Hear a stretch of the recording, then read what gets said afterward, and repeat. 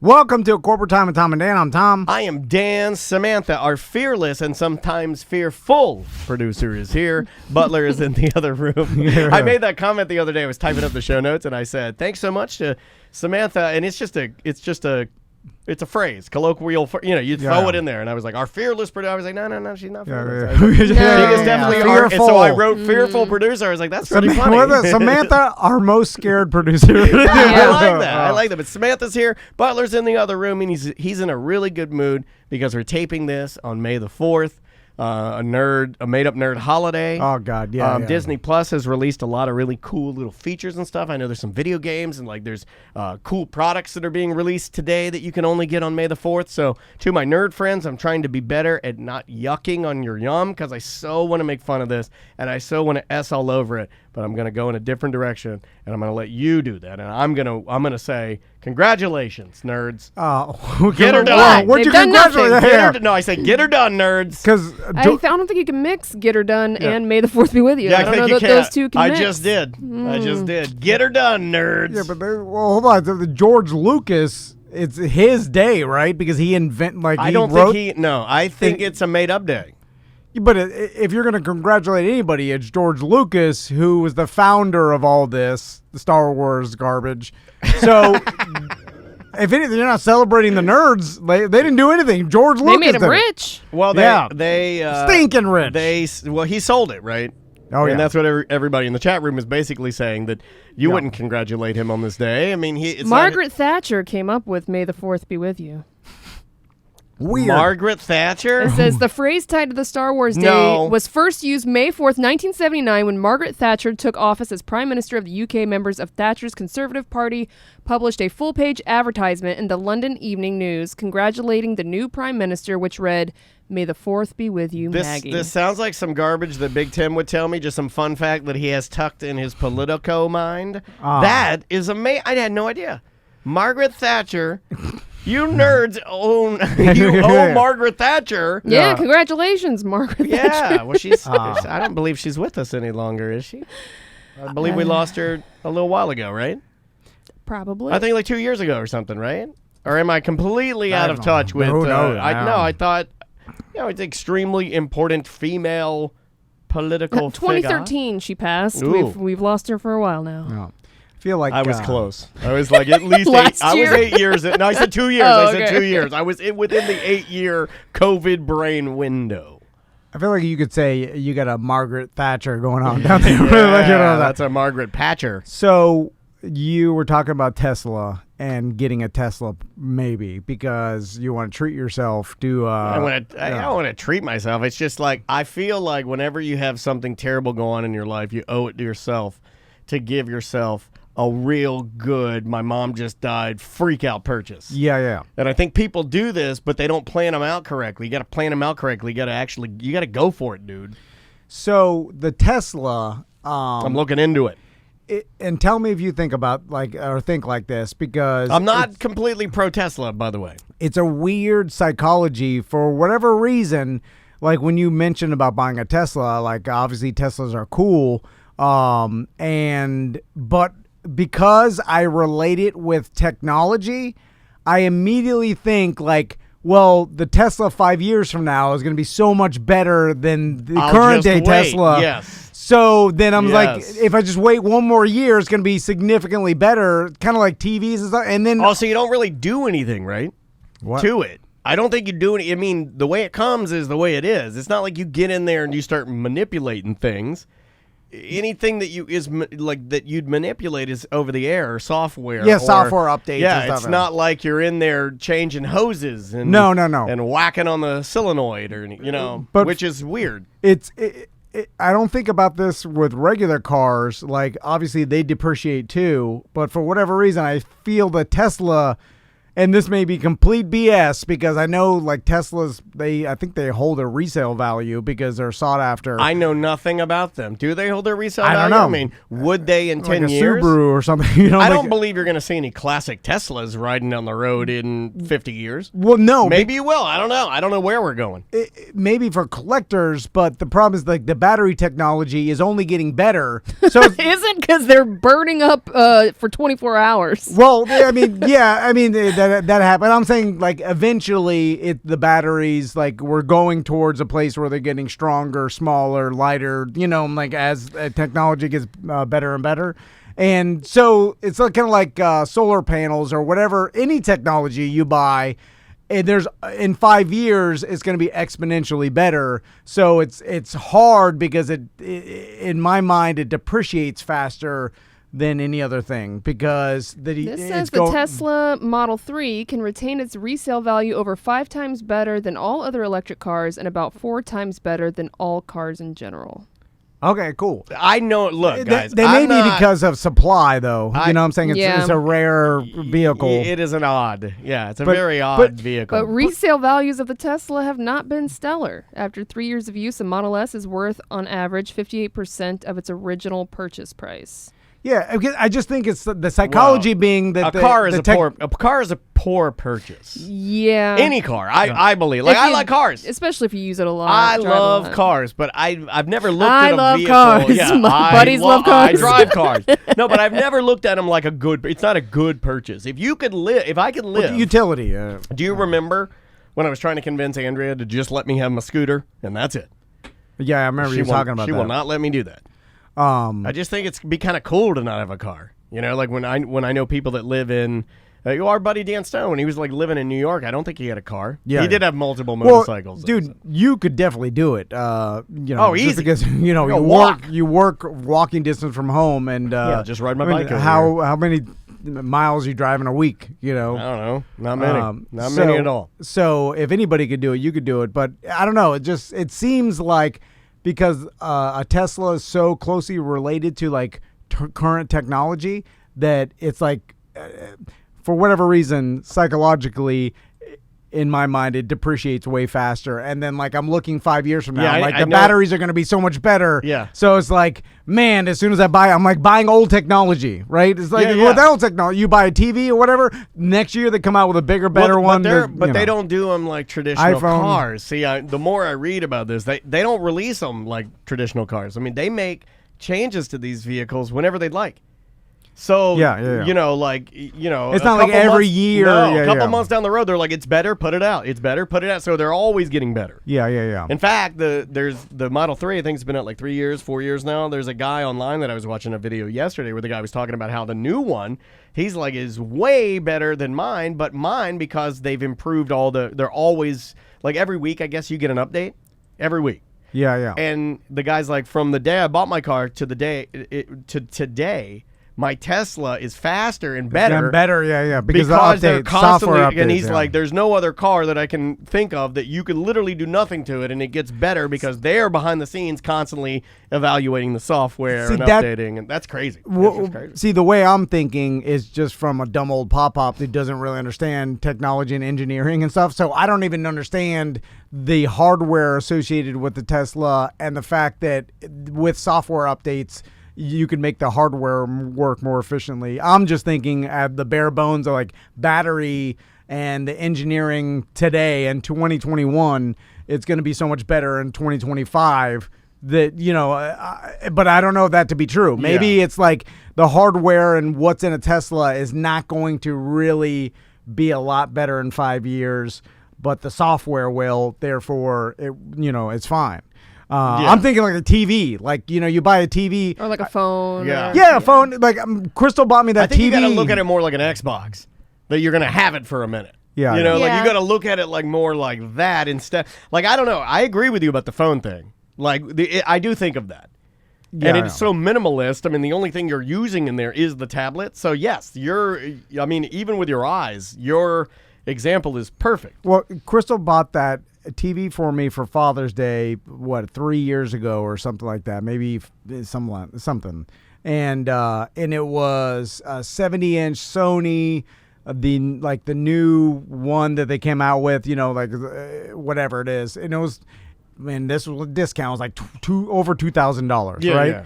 And they sell a 70-inch similar, whatever now for less than $1,000, $900 or whatever. So it's like, man, that's a hit. Like, and I know TVs don't hold any value. It's just like, and it got also drastic. Like all it got cut in half. Things, like what you're saying would only apply if people that shop for TVs only went on size and TV. You see what I'm saying? Like, you're discounting the Sony brand, you're discounting the reliability, you know, all the different things that add to the price of that TV being so much more substantial than just a X brand. Yeah, sure, I can get. And again, it's not an investment. It's not going to gain in value. No. I just wish it wouldn't lose so damn fast. I hear you. Where it's like you buy. Wait till we're getting their windows you want. You know, like the big walls that are all like, how often are you going to be updating your smart windows? Yeah. Well, if you could just update the software, then that makes total sense. But when they constantly make the hardware and the actual components better and better every year, I guess it'll never really level out, right? It'll just always. I mean, there's got to be a point where we hit some sort of technology that's as best as our human brains could work it or something, right? Like, when will we hit, like, we'll hit a 100K or whatever our eyes are able to even, you can't tell the difference between 100K and 200K. No way, because our eyes don't work that well. I would imagine we just have to go in a different direction at that point. Yeah. It's like, well, instead of using your eyes to look at a device, the device will be implanted into your brain. You know, that's when you get into that stuff, right? Yeah, we've done enough of this TV tablet garbage. Now we're putting it in our eyeballs. Although I feel like, and that's when it gets real scary. We're gonna reach the pinnacle of TV before we get start brain implants. Seem like way farther away, because now that's gonna be a hard sell. Yeah, I'm kind of glad I'm not in the. No. I'm kind of glad we'll be dead. Yeah, I'll be a classic. I don't need to do the old brain implant. We'll be. And I don't even think my daughter will get a. You know, I think we're good. Yeah. Maybe your daughter. Everybody from. Hold on. Everybody from here on brain implants. I can feel it. I can just feel it. So, okay. I'll ask you a question, Daniel. So, brain implant? My mom wants a TV for her Mother's Day or birthday or whatever, because hers broke as some old TV. And so it's Sunday, buddy. You better get on it. Well, I'm going to go buy a TV. I can buy. You better send Butler down to Circuit City. To buy on Amazon and send it to her house. Same day delivery. You can get a, but it's Tuesday. Don't start now. Just wait till Friday. Do no research and just buy the cheapest one, the first one you see. Yeah. Well, that's what I'm saying. I feel like all TVs to her. Like, because she's old. Read your room. Know who you're buying. Yeah, that's mean as hell. I'm just saying her eyes aren't as good. We know that. That's just science. She's old lady who, eyes aren't that good or whatever. Like, so. Get her some glasses for Mother's Day. She's not going to. Then she'll know the TV sucks. My mom listens to this. I'm sorry, Mom. But you know what I'm saying? She's not going to know the difference between some little I think your mom percentage would even say that. I know your mom. Your mom would be like, I know, I don't care. I can't tell the difference between 4K and HD. But you also don't want to get her something that's going to crap out in like a year. Yeah, but most TVs, what do they got? A good 5 years before you, even the cheap ones? Cheap ones. I've never had a cheap TV break on me, guys. I'd love to sit here and talk about how cheap TVs. I'd love to be team brand name TV, but I'm not. I have some crappy TVs at the house that have literally working forever. Yeah, I don't remember the last TV that actually broke. Like the one TV I have on the outside of my house, and this is because I haven't taken care of it, or whatever. But we got it when we first moved into our house, 10 years ago. That's your 170-inch projection, right? No, it was that's in the theater room, right? No, the whatever that it's got a line in it now from being outside or whatever. So there's one skinny line that goes through it. But this thing's worked. I haven't even put I when I first put it outside, I put a cover on it, and then that never lasted. Nah, it's hard to put the cover on drunk. So now it's got the line, but it's still works. Yeah. It's 10 years old. It's fine. Whatever. It's I'm sitting in my pool and watching it. My iMac in there's from what, 2008? Yeah. It's not that bad. It's awesome. It works fine for email. So what do I get? 50-inch TV. $50. Get off your wallet, man. Well, Whoa, it's in her 50 for a. It's for for For a your bedroom. mom? Yeah, it's for a bedroom. Yeah, you can't get it too 50 big. is Yeah, huge. yeah. What's she watching? Yeah, then what there? is she Oh watching? my A I don't circle? know. Alert, Yeah. alert. Yeah, I want to know what she's watching. What is that? A 42 or something That's like? right. Yeah, it's a 42. But so just a cheap 42. What is that? Like, look on Amazon. Okay. You go inexpensive 42-inch TV. What do you think, Daniel? Well, then if you're gonna get inexpensive 42-inch TV, $175. 175. I'm going $175. God, I may I'm be going at wa- least 199. I may be way off, but I'm trying. Are we going any significance of like brand name at all? Or are we going Just like? I'll give you the Westinghouse. cheapest I like one. the ones that are like the name is like The cheapest Vector. one on Amazon is an LG.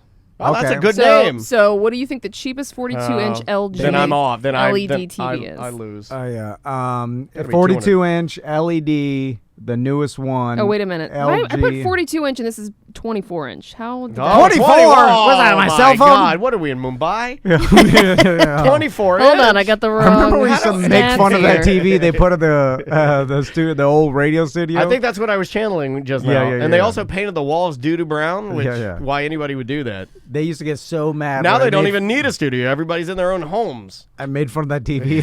the engineer, like, people get mad that I was just clowning. My it. favorite thing now is to watch all these broadcasters like on daytime TV that are at their homes try to set up their little menagerie behind them of knickknacks that they like. So Oh, yeah, you yeah. think that they're cool. That's my new thing now. Yeah, they're is to like, clown on that. Make it look like my house. Hey, I'll put behind me an Orlando Rage helmet. So $199. What are we looking at? Hold on. You don't know how to work Amazon, Grandma? Vizio. No, because I put in the search features and it's mixing everything all up at $240 for a Vizio. Okay, that's the Oh. cheapest one. 42-inch. Yeah. $240. That's Expensive. nah, I mean, I thought they were cheaper than that. I want a $99 42-inch Vector Yeah, brand. I'm sure they got like some Westing. What's the cheap? That's Yeah, the cheapest one. Vizio. You I can't put get sort from lowest to highest. I'm just Hold telling on, you. man. I want to find. Yeah. Where are the Bobo Chinese? Or are they gone because of COVID? They're like. Oh, they're not gone. back in oh, business, they're right? back. Oh yeah, you can get any like Chinese TV. I don't even. Maybe they don't. I think they focus on little tchotchkes of your fidget spinners, your pop sockets, that kind of thing. Here is And a manufacturing oh my TVs. God. Okay, here we go. Westinghouse 42, 189. No. Well, All that's right. at Best Buy. That's not Amazon. And that's got a Roku built in, bro. That's got the Roku in it. Oh yeah.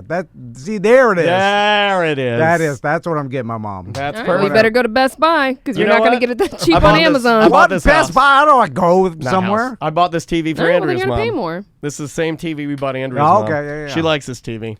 Yeah. That's good. Yep. Like 180. Best time in the entire history of humanity to be poor, right? To buy a TV. I mean, look right here. Well, I'm saying, like, if you need 189. That's a badass TV. Like, think about, like, if you had that TV. as a kid, I'd freak out. I'd be crying. In the mid 90s, that would I would be cry. Shaquille O'Neal's TV. Yeah, that's Like, Michael Jordan's TV. Yeah. You'd be like, oh my God, like this guy is a sultan. When I bought my first big screen TV, it was a 42-inch TV, and I cried. Yeah. It's like $5,000. I'm like watching Planet Earth and having an emotional experience. Yeah. It's like it's got blood inside. Yeah, this is like, It's wow, it runs off blood. this is crazy. Anyway, so now. Although, are we reaching a plateau of cheapness? Like, for instance, like God, that's a good band name. That's The a plateau of cheapness. That's $189 for a 42-inch TV. They probably it's never going to go to $20, right? Because the basic elements and I wanna find a robot puts that together, right? Yeah. There's no humans touching that. Yeah. Unless it's like Or- a grandma who slides that like plastic bag. It's okay. You know those plastic bags that are, I don't know if it's Go- cloth. I don't know if it's okay. plastic. I don't know what it is, but it's that little bag that you see in these videos where it's like, America's back to work. It's a grandma sliding a TV into a white plastic bag, and then she seals it. You know what I'm talking about? No, I don't. These little, is like, it plastic? Is it you don't cloth? have a robot to do that? You need a grandma? Is the bag so hard they had to get a grandma, or is that just you needed to employ people? Yeah. Because the robot's literally welding circuit boards to make the Roku work, and you got a grandma putting the tiny plastic cloth bag on it and putting a sticker on it that says Vizio. That TV is gonna fall on that grandma, and her family's gonna sue you. Like, get true. a robot to do that. You idiot. All robots. And leave the grandmas at home. Yeah, just give them some sort of. Give grandmas give them a little grace. Give them a little grace. Let grandma retire already. Well, she can't. She, Okay, here is a Consumer Reports alert. Cheap TVs that go. aren't worth the money. Well, dude. Expert advice. Okay, the Hitachi 50C61 is $240. The Hitachi, they make the It's a 50-inch. they make vibrators, right? What is Hitachi? Magic wand? The grill? They make No, grills too? Hitachi makes the magic wand. The Hitachi is the one that blows your C word off. Oh, man. That's what it is. That's that thing. That's the Hitachi, right?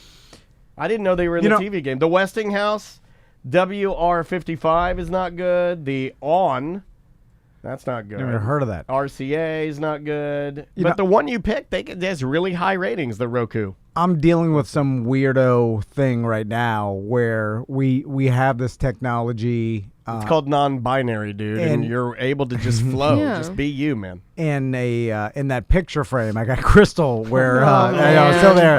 But it's Not this thing again. This thing is gonna be. It's the only piece of technology that I'll probably ever have in my life where there's an actual value to it that we're holding on to, and then the company went out of business. Yeah. So there's no support system whatsoever. It's not tied to anything. I still can't believe they didn't have an exit strategy, because normally they hand those over to other companies, and just so they don't tarnish their name if they decide to do something else in the Yes, future. yeah, You know yeah, what I yeah. mean? Like, you need to clean up your messes. some other support that you pay for. Anyway, no, there's nothing. It's very odd. It's gone. This And it angers me. The product was a memento, and so now the only support system is the internet and Reddit pages of other people who bought this as like a Kickstarter or something like that. People love this product, man. And they all hive mind are trying to figure out how to hack it to get it to work. It's a giant digital picture frame for those of you that don't know the story. The chat room knows the story, and they're mad at you. Well, there are other digital picture frame companies, so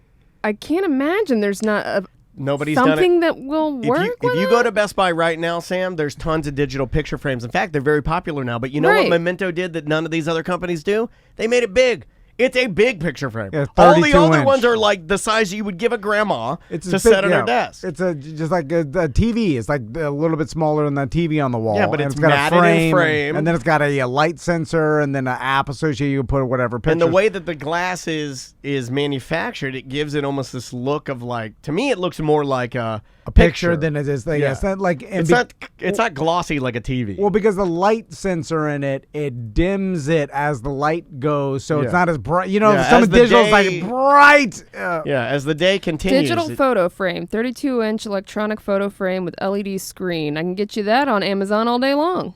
It's going to cost you a pretty penny, but What are they selling that for? this one's $806. Yeah, so that's the thing. Wow. This other one is $1,000. It still works though. That's the yeah, problem. it still works. It So looks then great. what is the problem? You can't add new photos Oh, to you it, can't right? add new stuff. The app is no longer works. So then everybody's all the pictures that were on there still work, but every once in a while, like is there a way to manually put it in there? Like with that they're trying to hack it, and these Reddit people are all trying to get together, and they come up with some idea, and then it works for some people. And You then also don't want to destroy it by trying to hack it, you know? also all these TVs, Christine, you can't buy a new one. They don't make them that size. all their updates. I just found one. I think his is bigger. The Thought he said 32 inches. I think it is. We've gone over this a million times. Yeah, no, I know about it, but just so everybody knows, it's not the same. It's not matted, and it's not framed the same way. It looks more, any of these new ones that we've researched for years have looked more like TVs. This does not look like a TV. Looks like a piece of art. yeah, it's Very odd. But anyway, it's weird that we're now having this piece of technology trying to figure out a way to hack it into it or whatever, and it has this inherent value because of the cost of it. And usually you don't see that. It's just it's become garbage. Like you buy a piece of technology, you use it for for 100% you're going to punt it in the trash or it's going to become obsolete. What is the most soon. expensive piece other than TV of technology and phone that you've purchased and not used, or purchased and used it but it degraded or something better? Do you have anything that not right? I don't really buy technology. Crystal bought me AirPods, which at first I was like, I'm never going to use these, and I use them a lot. Yeah, they're good. They're like well made. Yeah. Like there's they a have fit and finish there. They're comfortable. Although I'm just waiting for me, because I constantly take them in and out of my ear and put them in my pocket. I'm waiting to lose one.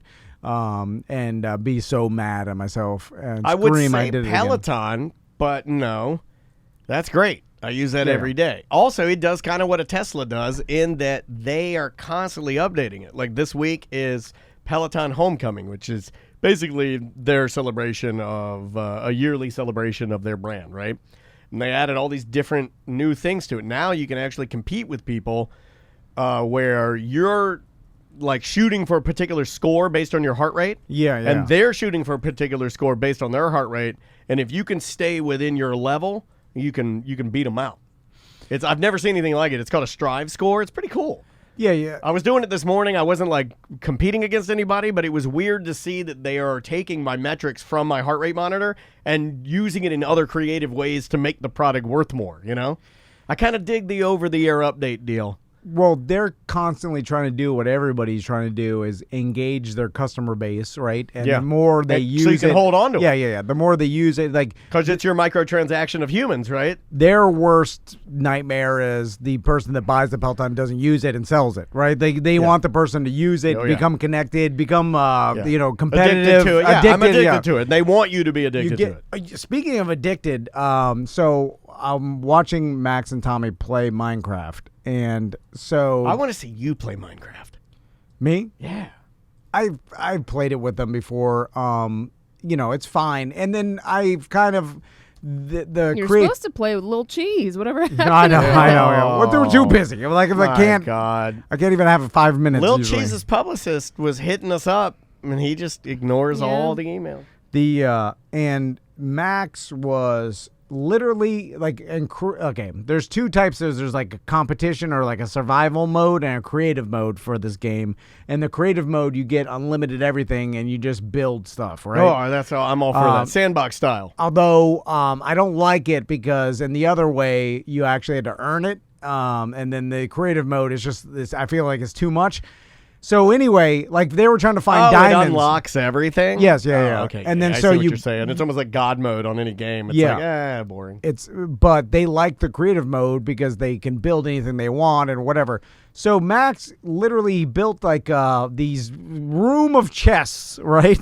And he's taking chest room. Yeah, like pirate chests. You sound like open. I thought you meant. Store. I personally thought you meant he built a room that's a chessboard, and I was like, well, that sounds like he has plans to play daddy. And so like a pirate's chest, you open up a wooden chest, and then you store your stuff in there, right? Love it. And he has like 15 in here, and he's just taking his diamonds, which he has a limited amount he's of. A digital hoarder, and he's putting it in he's a regular hoarder too. Let's not forget in the chests. And then I'm watching him. He's like, Daddy, look how many diamonds I have in my chests, my diamond room. Yeah. And he's doing this, and I'm like, why? And he's just like, and there was some satisfaction he was getting storing these digital diamonds in these chests, where it has to be some sort of innate like human psychology where you get satisfaction collecting, of like collecting, storing things. Maisie loves to collect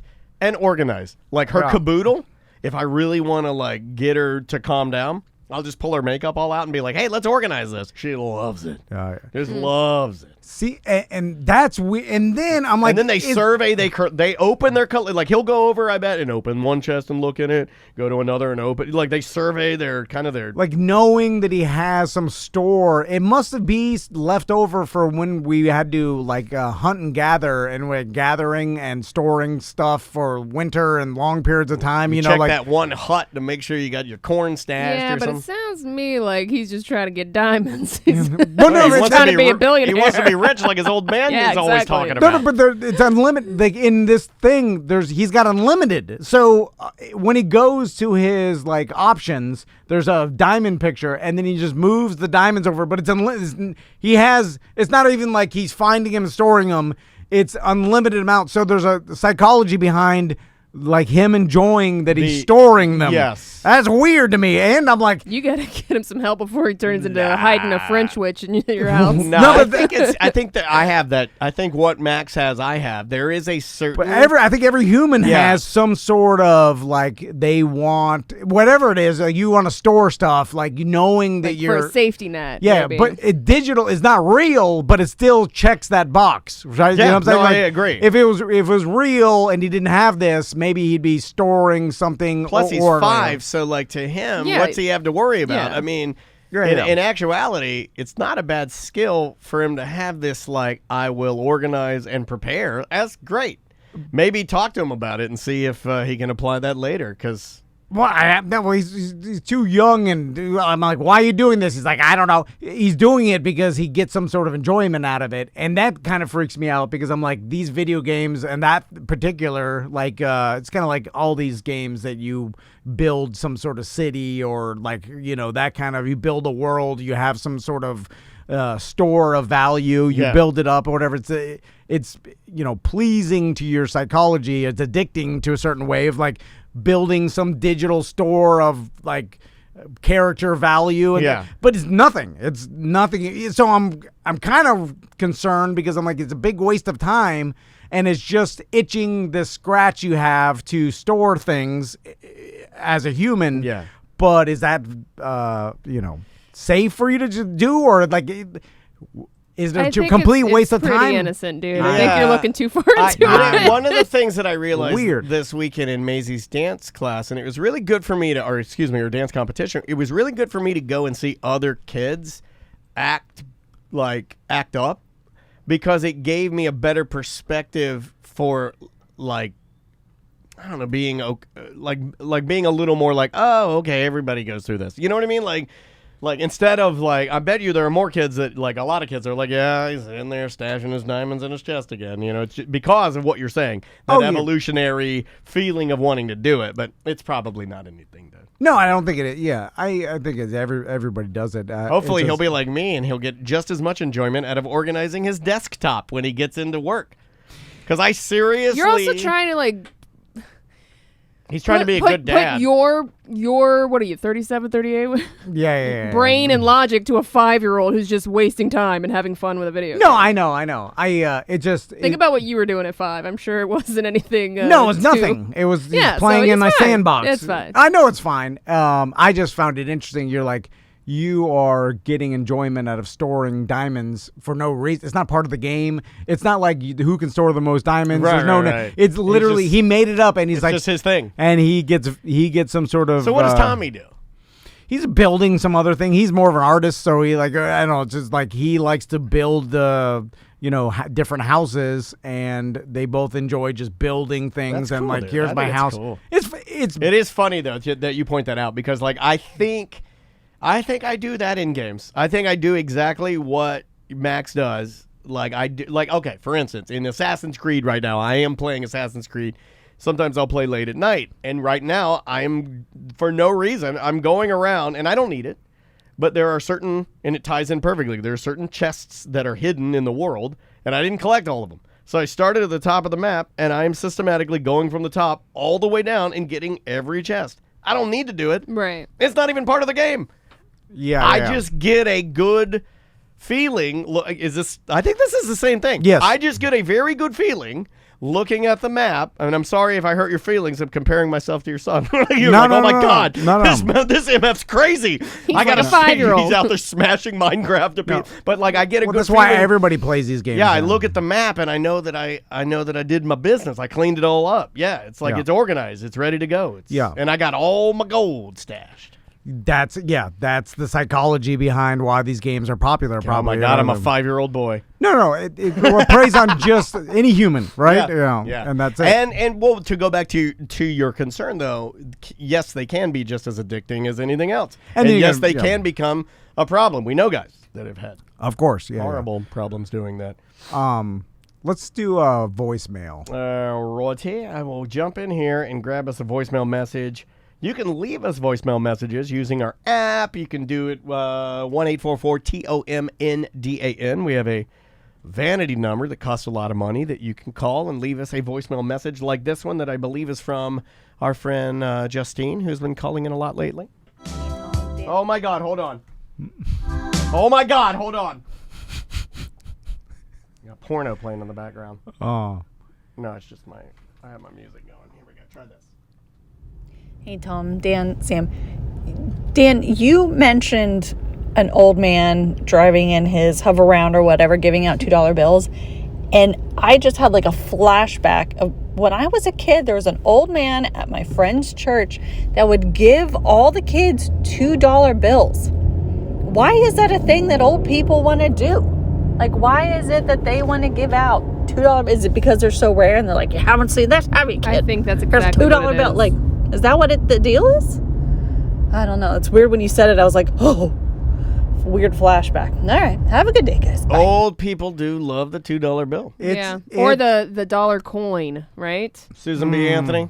They like that. They like a good sucking Sacagawea. Candy they like. The $2 bill, though, is my grandma had $2 bills and give those out.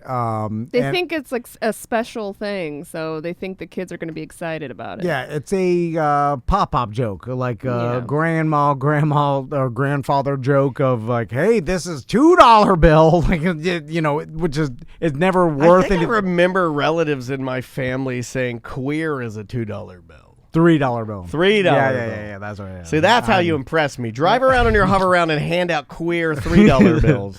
Now you'll have something. That's what I want. It's a stupid dad joke, the $2 bill.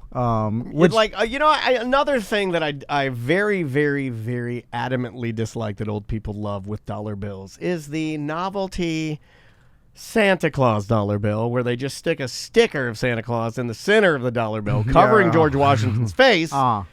When I realized it was a sticker, well, first when I saw it, I was like elated. I was over the moon. Mm-hmm. It's a Santa Claus dollar bill. I was like, who wouldn't love that? But then as my finger brushed over the paper and I realized it was just an SE sticker somebody put on there, I remember that I was horrified as a young boy and angered. I was very angry. What about the fake $1 million bill? I don't like that. Here's one That's I another hate. Here's one I hate. If you have a business back in the day, you used to get these little pieces of paper where in the middle of it would be your flyer for your business, like Reggie's Car Wash, and then on the outside it would look like money. Mm-hmm. And then you would just throw your trash flyers all over the city. And people pick it up, yeah. How could that work? Because you were We excited. need to do that. We need to bring it back. Let's bring it back. Let's bring it back. I don't know, man. People don't Sounds even like littering now. to me. What if we did it NFT? What if we did? Yeah. What if we did an NFT of the foldable fake? There are worse the than NFTs. whole world is a bunch of digital garbage. Yeah, let's just do it. Oh, we're so doomed. Let's get in the game. We're doomed. I do like. Maybe we're in the game. I've been sworn to secrecy. I can't even talk about it, Sam. My bad. Could we hire? I'm back here mining. I'm in the NFT mines every day. Could we hire some people to go around and put flyers on Cars? On people's windshields Yes. of Tom and Dan podcast, like old school promotion. And then on the front, although people get mad, on right? the front People of the do get flyer. mad. Well, I used to get mad when they put it and it would touch the paint because it would rain and then the flyer would stick to my paint. Yeah. But I got an idea for the flyer. It says, "Got Doge." Okay, it's all Dogecoin. Yeah, it's all about tiny tummy. yeah, tiny That tummy. doesn't help. Or why don't we just pay somebody to give out flyers for my Latin dance night that I want to do up here at Ibiza Sushi Bar They could just stand every downtown Tuesday nights. and then do that move or yell at people to take your flyer, and then they take it and then they put it in the trash can that's full of other flyers. Yeah. And then it's like, Well, the guy's going back to the trash can to get more flyers to hand out when he runs out. You know? also those guys just punt those right in the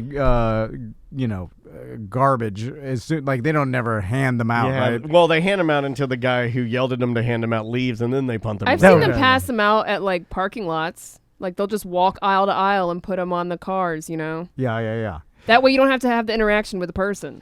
Although, Okay, Juan in get our mad Twitch at all chat room. those. Juan, breaking news: he's selling his Doge. He's very close to selling his Doge. Why you getting worried, Juan? What's how much, going on? How much Doge you got there? I went up to like 51 cents. So if he bought it at like some people bought it under a penny and stuff, they make $1,000. How much Doge you got, Juan? That's another thing. People never talk about how much of the Ethereum's Doge.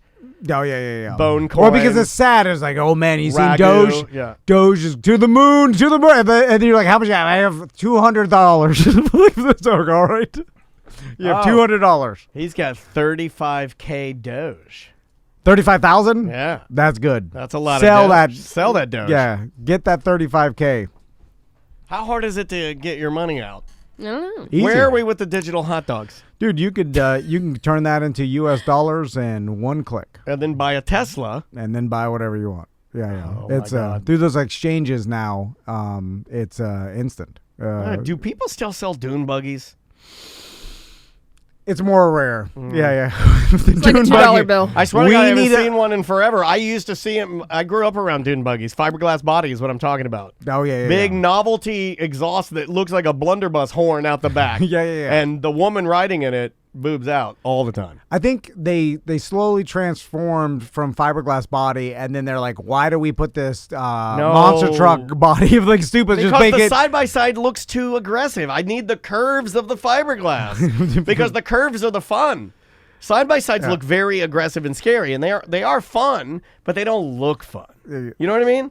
Yeah. They look cool. I'm not trying to look cool. I'm trying to look like, and I want a yellow fiberglass body, big curves. I think it's just that that fiberglass ends up whipping off in the wind. I'm not going fast. It's more of a look. It's less of a. What's We got gotta take a one. break. Look Take a up break. Dune Buggy on Craigslist Orlando. See what the first one to pop up and is. let's buy it. How much Doge we need to buy a Dune? Dune Doge. I think you can get a Dune Buggy right now. $2,000. Yeah, that's pretty close. Think 2K? Yeah. It depends. Maybe I can get you an ultralight aircraft with nose pod. All right, I get an airplane. Dune buggy. The first one is $5,500, Okay. and it's a Volkswagen Dune buggy. Oh, that's a classic. I do uh, like the classic. Is it Fiberglass roll or- cage only, or does it have some? Seats. It has a cage. It has seats. Did you check the seats for snail trails? I did not. Because, those things are panty droppers. The Dune Buggy would be cool for us to have as a I show do kinda vehicle. want one. Yeah, branded Dune buggy. The only problem is that we'd laugh and laugh for one day, and then We'd have a solid week. I And feel then like we're we're like, driving where up to Gringos, we're getting lunch in it, we're driving Yeah. around the city, we're like, this is what's going to take us over the top, and nothing happens. then we put it in the back of your parking lot, and then Oh. we There's some cool ones, and then actually. The association's like, move this goddamn Yeah, you piece got to of move your garbage, clown car. and then we have to put it in the storage unit. And I'm slipping them Doge to like not do anything. Yeah, that's the problem. All these I fun put a ideas. car cover over it, but then the wind blows it off, and they're calling me in the middle of the night. Can you put anything back there, or you have to move it like a sailboat? You got to keep every- moving it. There's yeah. a guy that has a Bronco back there, like an older He just moves 90s it to- Bronco, yeah, and he's okay. got flat tires on it. Every day he comes out with a bicycle pump, and he pumps the tires up. Takes him like hours. And then he moves it, and then he'll let it sit for a couple days, and then they'll put a sticker on it, and then he'll come out. Move it again. Move Okay, it again, why yeah. you thinking? Why are you doing this? You burden And yourself. guess who's calling about it every day? Oh man, My wife. oh she's looking through. Yeah. Oh, She I'll looks get at the him. blind. She's like, he pumped the tires up again. He'll move it. Watch this. I'll ruin this guy's day. All right, bye. Welcome back to A Corporate Time with Tom and Dan. I'm Dan. Tom. Samantha's here. Butler's here. It's time to do the thing. You ready? All right.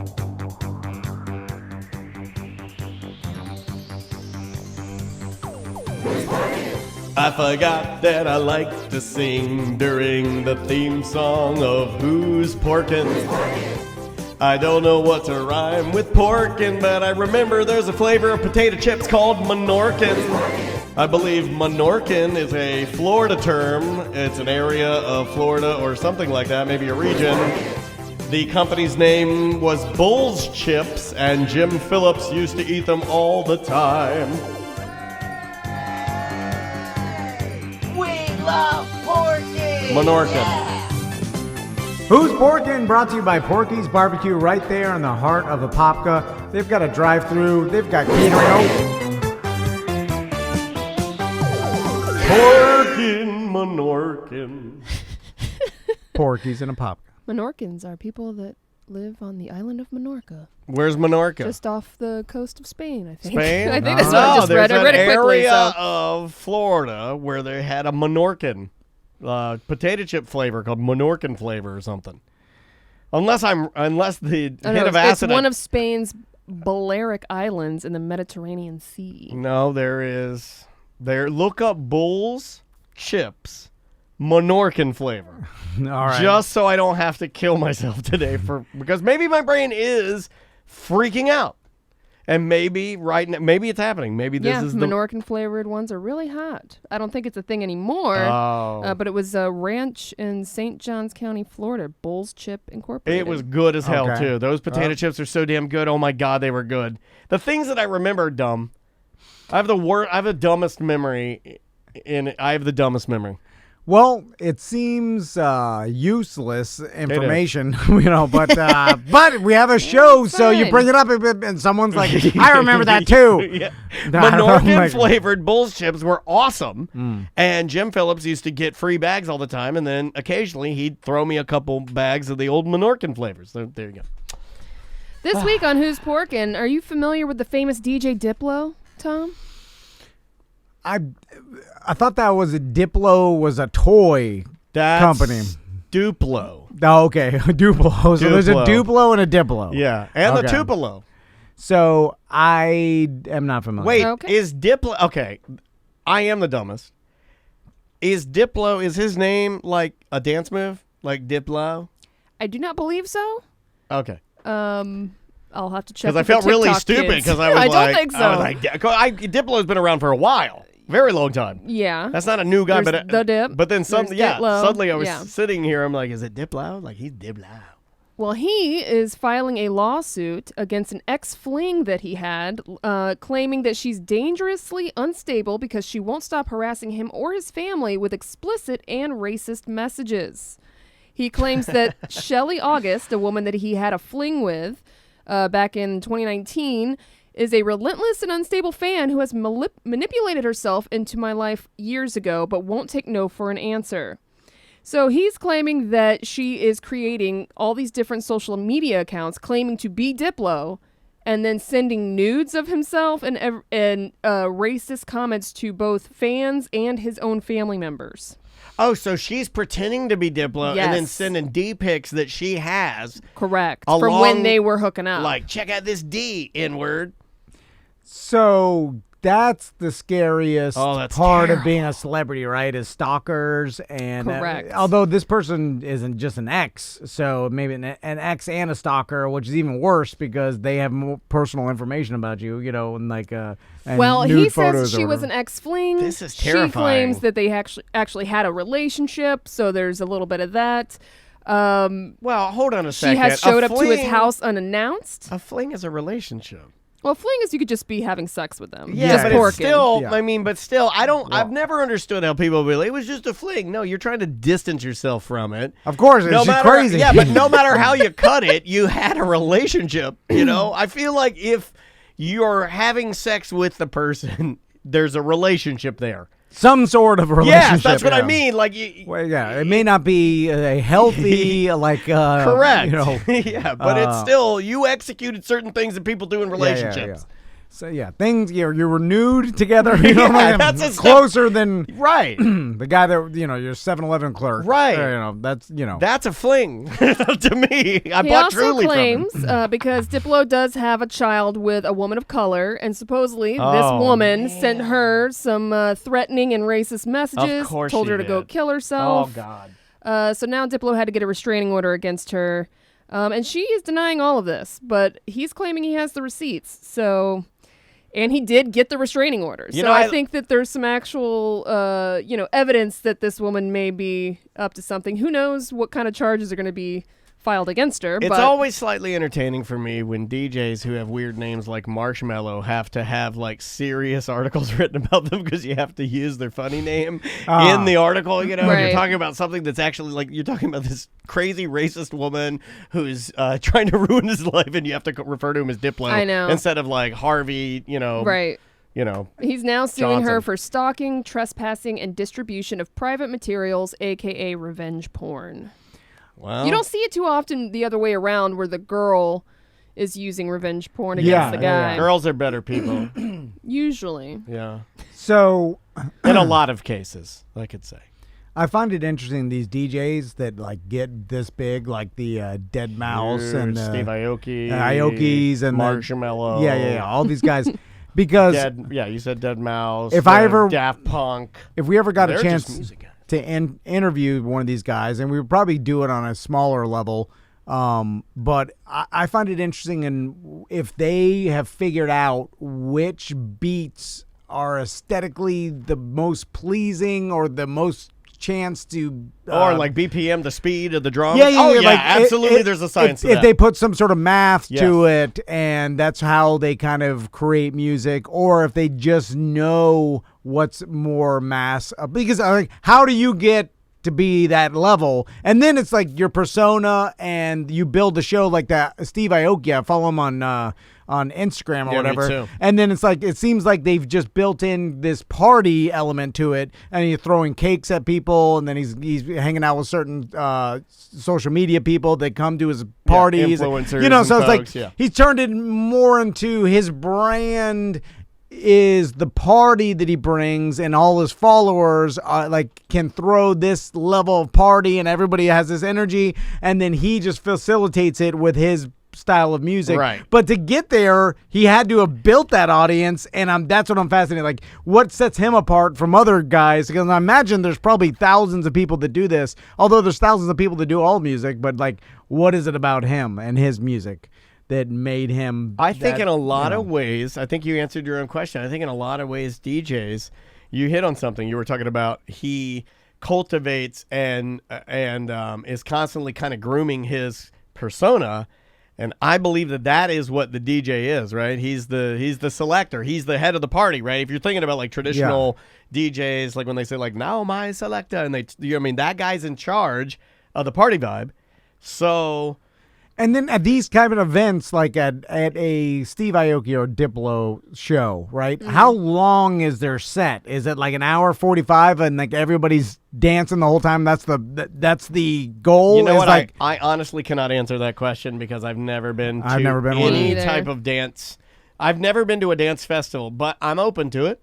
I'm not anti it. and I know these people are Diplo's set averages about 95 minutes, about an hour and a half. okay. About an hour and a half. Because that seems now. I guess it's just like anything. It's like you go to a punk rock show, About an hour and a half. you're going Yeah. you're going crazy the whole time. But to me, it's like you're jumping and dancing the entire time. So if you're the closer like Diplo, then you got openers and stuff. Like, is that are people can be worn out? I mean, This isn't EDM is a 20 thing, Yeah. you know? You just do it for 4 hours. You dance crazy. You go Yeah. crazy. Yeah, well, I you know. don't. I do drugs there the entire Yeah, time. you're I'm Do twirling. ecstasy and I'm roll just- for yeah, 4 you're hours. rolling. Yeah, I'm twirling. Then I talk to a palm tree for a little while people video I guess- me. I'm trying to put my sandals on. I caught That's a myself- young I man ca- and woman's I caught myself saying old man. I'm like, how do they dance for 4 hours?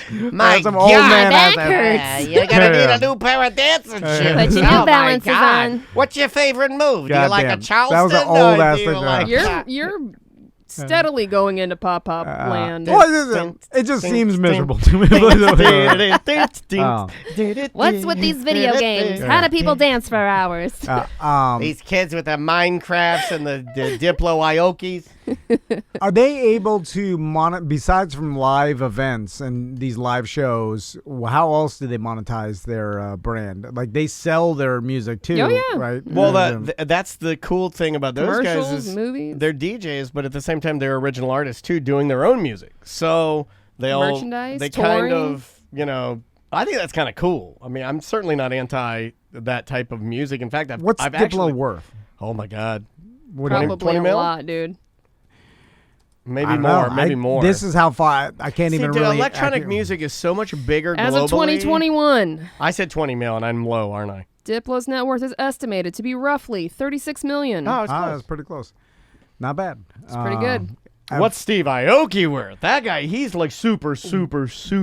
Well, his old rich, man right? was Benny Yeah. Hanna. Yeah, you yeah, know, he like got that Hanna money. Yeah. I didn't know that. Oh Yeah, yeah, yeah. he's got that. He's 120 million, yeah, guys. Yeah, but Yeah. I think most of that he made himself. Seriously, I He think did, yeah. He's a self-made dude. But also, he did that documentary one time. I forgot what it's called, but he's like a workaholic. So this guy is, You follow him on Instagram, you can tell he's a workaholic. He's always doing something. It's exhausting. he's doing insane. Like he literally doesn't stop 7 days a week. He's either going to a show or doing. You know what I'm saying? Yeah. It's like one of those dudes that like he's obsessed with working. Yeah. So I think that's part of it. And when your old man's Benny Hanna, there's some that money helps, there. that helps. I think he end of the died. day- Like he's getting something. Well, hey, no him, matter their what, at family. the end of the day, it makes things better when I can just saddle up, give me that volcano, sweet onion Yeah. volcano, give me some of that rice. Yeah. No matter what you say, you could be self-made, but if you have some family, generational wealth, Yeah, like Elon Musk. Yeah. there's, it's like, okay. I don't like his cheeks. They're off-putting to me. They're too shiny. Yeah. He's got shiny cheeks, and I don't like it. if you got extra money, you could just be like, oh, I'll put $1 million in Doge, like back when it Right. was, you know what I'm saying? Like whatever. Then you can make a lot of money just having extra money is laying around. It's an easy way to get rich. Man, I just wish we being had rich. money laying around. I know. Easy way to get rich is just If being rich. if you gave me money, I Hashtag could be rich. generational wealth. Exactly. We know a lot of rich people that talk about how they made their money, but they were given their money. We know those people. We have friends that are like those type of people. If you give me $10 million, I could turn it into $5 million. No. Easy. Bye. Welcome to A Corporate Time with Tom and Dan. I'm Tom. I am Dan. Samantha's here. Butler's here. How is the fish tank? Did we put water in there today? Uh-oh. Tom's been doing a good job. It looks good. I need to put the top it off. It's a half empty, but we're good. It's fine. It's half empty. You know what? Yeah. Half Half full. full. Yeah. There it is. Yeah, that's what I say. You want to do it? Yeah. Nerds. Nerds. Nerds. Jock, nerd, jock, nerd. It's Nerd Jock with EJ. How you doing, EJ? Hey, may the 4th be with you guys. No. I knew it. Don't do it. Even Butler said, did. yeah. He didn't say it to me because Butler I'm knows. wearing a Star Wars tie. It's the Millennium Falcon on my tie. I never wear a tie. I wore a tie today. So wait, so you waited till cartoon day to actually act like Yep. a professional? Okay. that Well, I'm always afraid of it getting caught in the copy machine and getting murdered by the machines that I work with. Yeah, you had a dangerous job. how's it gonna get caught in the copy machine? It's not like 1950s feeder. newspaper roll or like, It's not a dangerous job. It's It's a plastic box that you just set Yeah. something on top of it, and it does all the work. No, there's a feeder where you put the pages through it. It could pull the tie. I know. It got We caught. have a feeder here. We have a big printer here. Yeah. And that feeder, it couldn't pull a string through it if it wanted to. It could do nothing. It's powerless. Yeah. EJ, a fireman couldn't pull you out of a building in the middle of a fire. How was a printer? I'm just serious. Right? He's right. Your neck. If is Shorty strong. Yeah. Shorty shows up in your building, he's gonna be like, "You're burning alive. I cannot get you out of here. What do they do? I can't get you out." What do they do if you're too big? If firefighters show I think up they and axe you're- your head, Push you like They have to. a We have deer. no that other could- way. They like have a- to break him down and put him in boxes. We'll take him out that way and put him back together. They in the have street. those like wheelchairs for stairs, like for those really big wheelchairs that can go downstairs. They have those in this building. You know, in World War II movies, when they napalm the Nazis and they run out of the bunker on fire, they, like then one guy shoots them, and then the other guy grabs the gun, and then's like, let them burn. You know what I mean? Because he's like, you're putting them out of the misery. What are you doing? Anyway, You're making it too quick. These are bastards we're talking about. So I imagine you want to start with Nerd today. We got to start with Nerd today. I definitely want to talk about Invincible, the season finale. Can you center yourself, please, sir? Just it's and put your head in frame. Look, can you give a damn? There we go. Can you give a damn? All right, that looks It's not good. the right height. That's good. Let me see if I can do that. Is Okay, you look nice. that better? Okay, that's perfect. Okay, thank you. Oh my God, you got the short sleeve Dwight Schrute. Why? The short See, sleeve. this is why I didn't do this. It's the other way. He's wearing the Dwight Schrute. My dad told me that only little kids wear like dress shirts that are short sleeve. My dad told me only little kids wear short sleeve dress shirts. Those his dying Romans, words. right? Those are my father's dying words. Little kids and big little kids, if you don't know. Yeah, that's what I'm saying. Big little He kid. looks like both a 3-year-old and a 50-year-old. I can't. Oh. Anyway, nerd. Definitely got to talk about Invincible, which is on Amazon Prime. Tom, have you started? I know Dan and Oh my God! Oh my God! Okay, so No, I have is it not. like the opening to Invincible where they have like a cold open and then they go Invincible? I'm watching it, and EJ and I are going back and forth and talking about how much we're enjoying Invincible. And the last episode, he and I both agreed that was a rough one. Heavy. Yeah, Very heavy. That was a heavy one. How was heavy could it be as a cartoon? Pretty heavy for a cartoon. I'd say. Oh yeah, you watch The Boys. It's very similar to The Boys. Yeah, but yeah, it's pretty gritty. at least there's actors, human actors. I can't ever get emotional, although I did old Onward. I had to stare at the Yeah, wall. yeah. So, okay. And, deal. have you done Soul yet? Anybody done Soul? I yeah. saw I heard that because I one will don't get make. sad. I I heard didn't that one will cry. make It was you a good cry. movie, but it didn't make me That cry. wasn't the Onward was really sad. Soul wasn't that sad. I feel like Onward like continued to like there's multiple layers of sadness. yeah, so like there was. Soul was it seemed That was the fine. Wait, Onward was the two brothers, right? And then their dad's an alcoholic troll, and then he dies, and then I don't No, think he it- was a good dad. Yeah. Yeah. I thought he was an alcoholic troll. Comes I've back never seen for it. one last I moment. made that part up. Anyway, so this cartoon you guys are watching. Invincible. It's Yeah. basically like a bad Superman is the best way to describe it. Yeah, bad Superman. Yeah, like with a son that's good.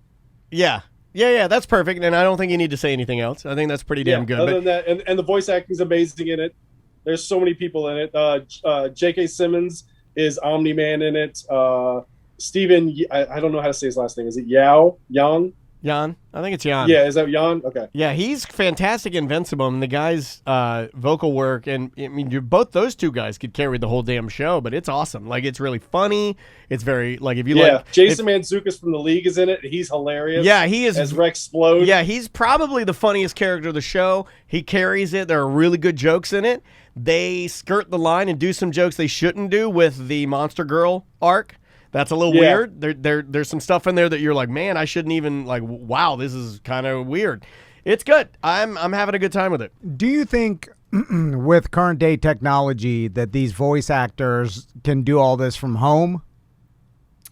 Or do they still have to go to like a studio, an engineering studio, and like we've all seen the video. They read it in front of a screen and they're in like a sound booth. I'm gonna guess. Depends on the setup. Yeah, I'm gonna guess on the setup they have at their house. They could have setups now. You could take like an H4n or an H6. Yeah. And you could just send it from the studio, like overnight it, with instructions on where to place it. No, All you have to do is assistant over there. And well, you set don't it even up need there. to do that. You but- hit one button and you just talk in front of it. Well, it seems like it'd be easier to get higher profile actors if you made it as easy as possible, and if you made it so they can just go into their spare bedroom and then record By and the way, do a setup. we're not saying people do this. We're just saying you could do this. It makes sense that you would like if you wanted a bunch of higher ranked actors to be in your animated make it series. easy. You make it easy, right? And like We know that. and you just tell them like you could just do this from your spare bedroom. I'll send a person. They'll set up the little and then go in there and you hit play. You record it and we'll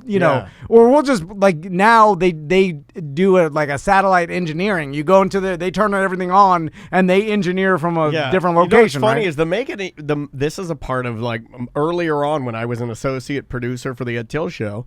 That was a lesson I learned, is make it easy, because the Jerky Boys, remember those guys, were in town, and they weren't doing any interviews, and I got a hold of their publicist, and I set it up for them to have lunch and a limo if they would just breeze through the radio station, and damned if they didn't do it, because I made it easy on them. Yeah. I gave them all this stuff. I'm like, I'll provide you with lunch. I'll send a limo. All you got to do is sit down with us for 20 minutes. They're like, agreed. That's all you have to do. Yeah, that's all I had to do. So instead of the person going to driving, parking, getting out, going to the studio, go in their bedroom, and then they'll just virtually they'll come to them. They'll have these little, they have all the equipment, like you said. The guy drives over, he sets it all up, and he's like, let's say, Mr. Yan, we're ready for you. He walks in, he does his line. And then you log in through Zoom, through the studio, or whatever, the engineering, and they engineer it through the internet. Right? Yeah. Like, I did a lot of voiceover work for a travel show that aired in Europe somewhere. It was like they'd give me this footage, and then I'd have a script, and then just based on what I was seeing, I would just talk about the streets of this particular, so like Luxembourg or some strange place. And I did a lot of those. And what's weird about the setup is that it was pretty bare bones. It was a nice studio, don't get me wrong, but it was me and an engineer, and that was it. And I would just be there for hours. But that's also 15 years ago. So think about how much have changed. Crazy. Yep. Anyway, what's next, EJ? Okay, the next thing. Did you guys watch Mortal Kombat yet? No. God, it's hard. Okay, when Are I'm you not going to watch ask us the that. same questions No. you asked us last I'm week, EJ? Well, the reason why is because they're casting for part 2, because they've already greenlit part 2 and part 3. Kind of like they did for Invincible. They greenlit season 2 and season 3. So did they cast The Miz as Johnny Cage? There's 3 people that are. It's either The Miz, James Marsden, who is Cyclops in the X-Men movies, or Ryan Reynolds was the third one. And Ryan Reynolds kind of made it a joke that he was doing it, because he was pushing his cricket cell phone ad or whatever, saying he was Johnny Cage. Yeah. No, I feel like you got to go with The Miz on this one, because I feel like The Miz is Johnny Cage. I think so too. I think that's a good fit for The Miz. Yeah, he's he's a great wrestler. He's great on camera. He's an excellent talker. His improv skills are better than anybody's. Think that guy deserves it. He'd be great. People say my husband looks like The Miz. Well, The Miz is an attractive guy. He's not an unattractive man, and supposedly a pretty nice dude. I'm pro I Miz. loved him on The Real World. I'm pro Miz. When he on Tough Enough, and when he didn't he go when he through- was on The Real World. All the challenges. That's when he came up yeah. with his name, The Miz. Yeah, and then just made his career off all the I think it was Real challenges. World Back to New York or something, right? So this has got to be a financial win for the video game with these movies, because it has to increase sales. So the video game, I wonder if that's a component of it, because I was like, it can't. I mean, that's another ad for their video games that they're making. Yeah, probably. Because it seems to me there's not enough people interested in Mortal Kombat movie for it to be that financially beneficial to make 3 of them, right? Like one, I understand, but like this one kind of blew up big. I mean, yeah. But it only lost to Demon Slayer this week in the box office, which is kind of big because it's a big anime. So right. Here's a fun fact that Ghost of Manu Bull put in our Twitch chat room that's crazy. He says, in the Miz's entire WWE run, his career, he's never been injured. He's been off one time for maternity leave and movies, but never been injured. Wow. That's insane. Is that like an accomplishment as far as Yeah. It'd be like playing in the NFL and never getting injured. Yeah. That's. I mean, good luck with that. I thought a lot of wrestlers, like, didn't the Undertaker have some sort of crazy run too, like where he just worked continuously for his possibly, but I think that career? guy. It was WrestleManias, wasn't it? Like he was 30-0 or something like that in WrestleManias. Or he never missed. Yeah, like. I think that's what you're talking about. And what do they do do they address the injury in real life? Like Stone Cold, I don't know these wrestlers, but like back when he wrestled, if he twisted his ankle, I think they would. Would they talk about like Stone Cold twisted his ankle? You write it in. You just write it in. Yeah. Okay, yeah. You kind of write it into whatever they're. And then he'll dealing come with. out in crutches and still do something, right? You're like, well, if he can, Okay. I mean, which is fun because normally you're on pain pills, and pain pills on crutches not that bad. No, yeah. But we never got off of pain pills. Yeah, like, who wants to? Yeah, you're just on more. Yeah. Next story. Okay, the next story. Marvel released a new like sizzle reel of the movies that are coming out for Phase 4. So they showed like the Eternals, which they've never shown any actual footage from. They've only shown stills. They showed some footage from more of Shang-Chi, more of Black Widow.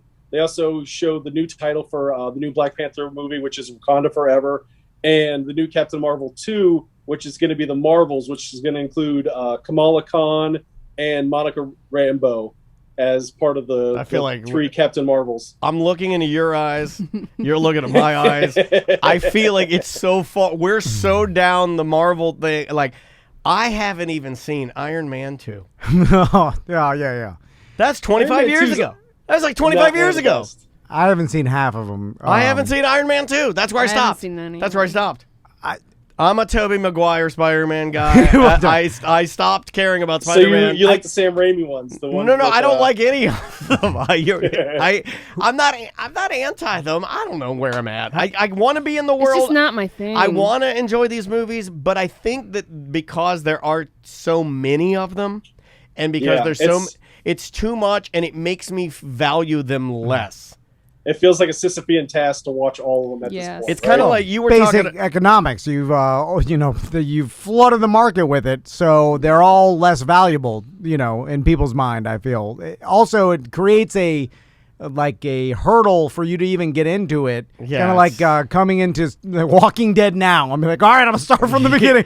Oh my god! Yeah, or like Game of Thrones. Yeah, there was a huge hurdle for me to even get into that, but it's worth it. And I'm really trying to be better at not yucking on people's yums. I don't want to hate this stuff, and I don't hate this stuff, but it's very difficult for me to fake the level of excitement that I see some of my friends have for this stuff, and I'm like, I don't know how you keep up with it.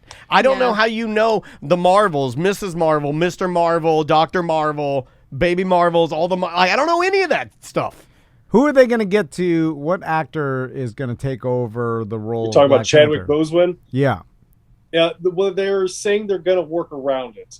They're not going to do a hologram, and they're not going to recast, as everyone's words on it. So I think they're going to find a way to work around it by saying he died off screen, or I'm not totally sure. I don't want it spoiled for me, so I haven't He really went off to live on a researched enough. farm. Inside college. the Black What do you Panther mean universe. saying he died off screen? But the movie's Black Panther 2, right? So he's Black Panther is going to be in the movie. No, I don't think so. No? I think Black Panther 2, that will be Wakanda Forever, is going to deal more maybe with the kingdom and less. Or like the other Does that make characters sense? on I'm it? just guessing. With his Look, sister Shuri, or Correct. probably Okoye. I thought it was or, supposed to be rumored as a strong female character. That's what I thought. They might, or the secret agent. I can't remember her name. The one that was his girlfriend. That was going to be the queen. So do you think they'll? I guess because they'd probably get a lot of pushback if they got another actor to play, because the guy. Chadwick, beloved. Yeah, so beloved by So everybody that beloved. like it's almost too sensitive of a subject for you to like replace him, because people looked at as And look at a people slight. love the movie, But they it's want a the movie to go historical on, black yeah. movie, right? Like, yeah, I think you gotta leave it alone. Yeah, but then it's like, do you never come out with, because we've had a history of coming out with the same movies played by different actors Right. througort the time. No, I Now think this you is just gotta- different. You just gotta give it a Give breath. it, give it time. Yeah. Like 5 years from now, remake or whatever it is. Possibly, yeah. Yeah. A new character. You could do it because he wears a mask like the Black Panther when he's a superhero. So you could do it without Yeah, ever showing the but- face. But then again, it's close. Yeah. Yeah. You're running a fine line because you want to make money off the popularity of this, but it's a sensitive subject because the guy was so beloved But you have and such a good person. But you that- have so many other stories. Admittedly, you nerds can create whatever you want, and you're creative. So just leave that one alone and just go in a different direction. You got 1,000 other universes, right? According to your own nerddom. But they want Yeah, Black string Panther theory. too. Well, Yeah. apologies. Life got in the way, and this guy, not here. Yeah. So let's respect him and just go in a different direction. Well, you can respect him, but the character could live on because people know that he's not the. But it's so sensitive. It's too hard. But- like that's a fine because Why can't it's it all just- about the money. So Yeah. everybody's just looking at like, how can we make the most amount of money and not get an insane Not amount of make everyone mad backlash? about this. Yeah. Yeah. No, I agree with Okay. what Juan's saying. They said that it's culturally so significant that it would be a disservice to not recast it, and I think they eventually will. I'm just saying, give it a breath. Yeah. Give it a little bit, yeah. Okay, the next one I picked because of Sam. Have you guys seen the trailer for the new Cruella de Vil movie? I have. That's on Disney. Yes. They're going to put it in May 28th. It looks actually pretty good. I'm excited. It does look good. My wife said no. I said looks great. We disagreed. Why did she not like it? I have no idea. I guess I'm gonna have to watch it on Does my she own. not like Emma Stone She doesn't- as Cruella? I or believe she's, like, she- Glenn Close more? I believe she thinks that the casting of Emma Stone for Cruella is weird. I thought it was spot on, I thought it was great. and I thought it was terrifying. Yeah, I think it looks great. Yeah. yeah, as- it does look kind of dark. It's dark. As Which is I'm- it is. I mean, She's skinning the plot dogs, of it yeah. exactly. It's pretty dark. And as a how do you- man, as a man who owned 5 Dalmatian dogs at one time, I gotta see it. Gotta see it. There's a genre of these Disney films that I'm not a fan of, and it goes with like Bambi, Cruella de Vil, the dogs kissing with the spaghetti, whatever that one is. Lady and the Lady and the Tramp. Tramp. Dogs kissing with spaghetti. I mean, it's certainly He Fantasia. remembered it. I hate Fantasia. You don't like any Disney movies? No, but the other Fantasia's like fun on weed. some of the newer You like ones. the Pixar stuff. But even in that, like Cinderella's fine, Sleeping Beauty, Seven Dwarfs or whatever, those are not as irritating. But for whatever reason, the Dalmatian, 101 Dalmatians, that never was, because that came out when I was a kid, and I just didn't like it. It was just, I don't know. I felt the same way. I didn't like it either. Bambi either. Dumbo too. I didn't That like. was sad. I agree with you. I didn't like Bambi. I didn't like Dumbo. I didn't like. Is it all because of its animals dying? I didn't No. like Aristocats. I like thought that was animal too dying. confusing. He does. He's a big, animal death man. Yeah, I laugh at it. Daniel, That's how he Daniel fires himself up before anything we do. He's like, hold on a second, I'm going to watch these extreme animal abuse videos. I think it goes in the same tune of like black and white movies and like time, like movies that signified a particular time. I just Yeah, but it's you old. also named like Cinderella and Snow White. Those are You're old right. too. You're right. But maybe those stories are more iconic, so they tied those more into Disney World and like the whole thing. I don't know. They're different to me. Yeah, but I have found that there are certain types of animation that will pull me in just based on it being popular at a certain period of time. And I'll just jump back quickly to Invincible. Is drawn in the straight up 1990s G.I. Joe, one to grow, Spider-Man, knowing is half the battle. G.I. Joe, the whole thing, the roadblock, Mr. Massage, your body massage, that whole thing, it's drawn like that. So if it's on, I will stop, and my eyeballs like it. It pulls me in. They got you with nostalgia. They got me. Well, it's not even. It's passive. It's passive nostalgia. It's not even something I'm aware of. It's like it pulls me in, and then I go, "Oh, it's got me." It's what Stranger Things did with all their, visual stuff. This that is a looks like little all, more subtle, but I do like the animation. But I don't think it's good. Does that make sense? Yes. Like I don't think it's good. I with don't the think antiquated It's animation. not better. It's just nostalgic. It's like the new Animaniacs. It's the same exact style of animation, Exactly but the they same. just updated some They of the even jokes. made the people that like if they have somebody on that's like playing them, they'll make their facial features way exaggerated, Yeah. like a caricature at a theme park. What else you got? The last two things I have for Nerd are Rick and Morty or Guy Gardner from HBO Max's Green Lantern. Which one do you want to talk about? Or first? Neither of those are good. How can I not listen to either? What is another Kind option? of impressive because they finished it in 13 months, which Rick and Morty usually was taking like a year and a half or 2 years to get finished with a season, and they're going to do it in like June this year, which is crazy. I enjoy Rick and Morty, but I think I'm enjoying Solar Opposites a little more. It shouldn't take 2 years to do one season. I feel like you could do it a lot faster. Why is it taking so long? Right? Because you know how to animate. Well, the writing It is takes a long really time. hard. 2 years? That seems, Yeah.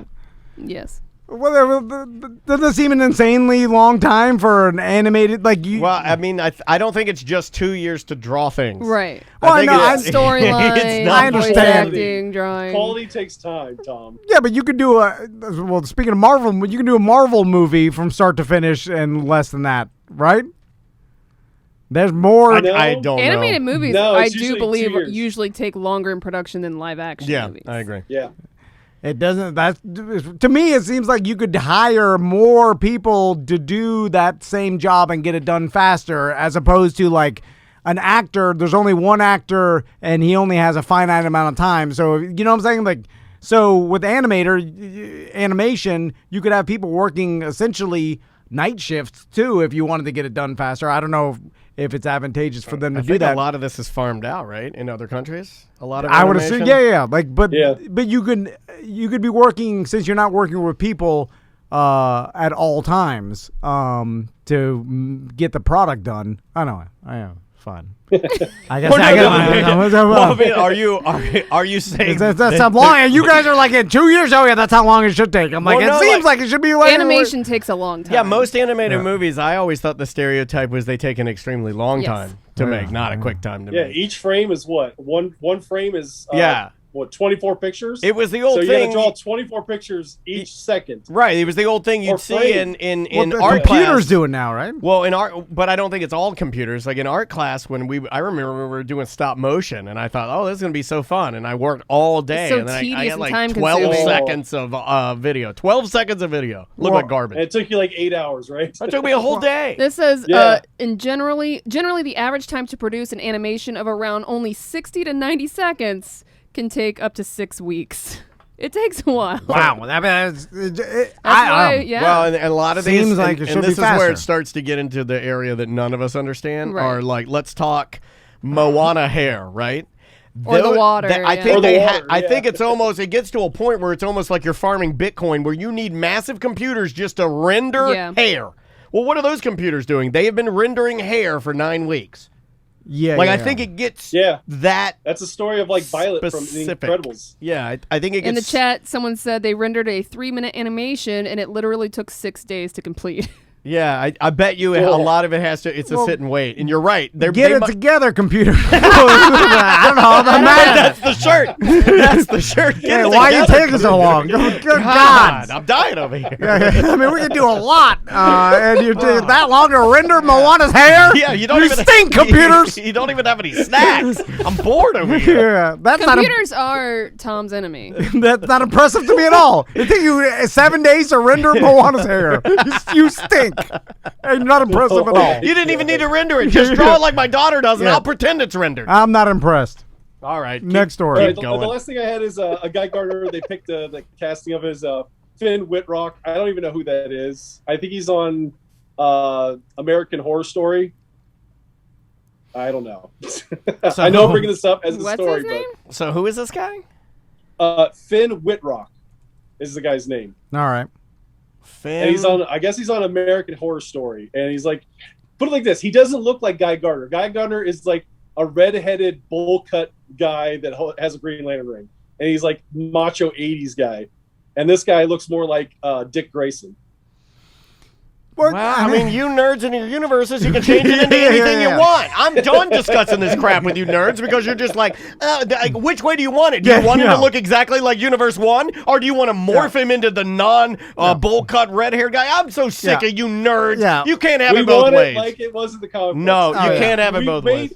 The new Kamala Khan costume in Marvels looks just like her costume in the comics. Write down all the words that come out of your nerd mouth, and if one of them is an actual adult word, I'll give you $100. Yeah, you got pig Spider-Man, you got young urban Spider-Man, you got old alcoholic Spider-Man. Whoever, what Spider-Man do you want? You got gay Spider-Man, black gay Spider-Man, gay Ron is Spider-Man. He's swinging through L.A. Yeah. Why are you caring about it? He doesn't look exactly like he was portrayed in the original Green Lantern. Last week, nerds, I was saying, well, that doesn't look like Superman, and you guys know, oh, it's a different universe, so you can't have it both ways. Either, hey, we have a finite enough the stories, and we have to like adhere to the tradition of the way that this Green Lantern was, or the easier play is just Green Lantern can be an old granny Green Lantern, fart Green Lantern, Green Lantern, other son, than the hair color, he kind of looks like this guy. I mean, you could just give him a wig or dye his hair. No wigs allowed. No wigs allowed. All right. Also, Green. That's my T-shirt that's going against Get It Together Computers.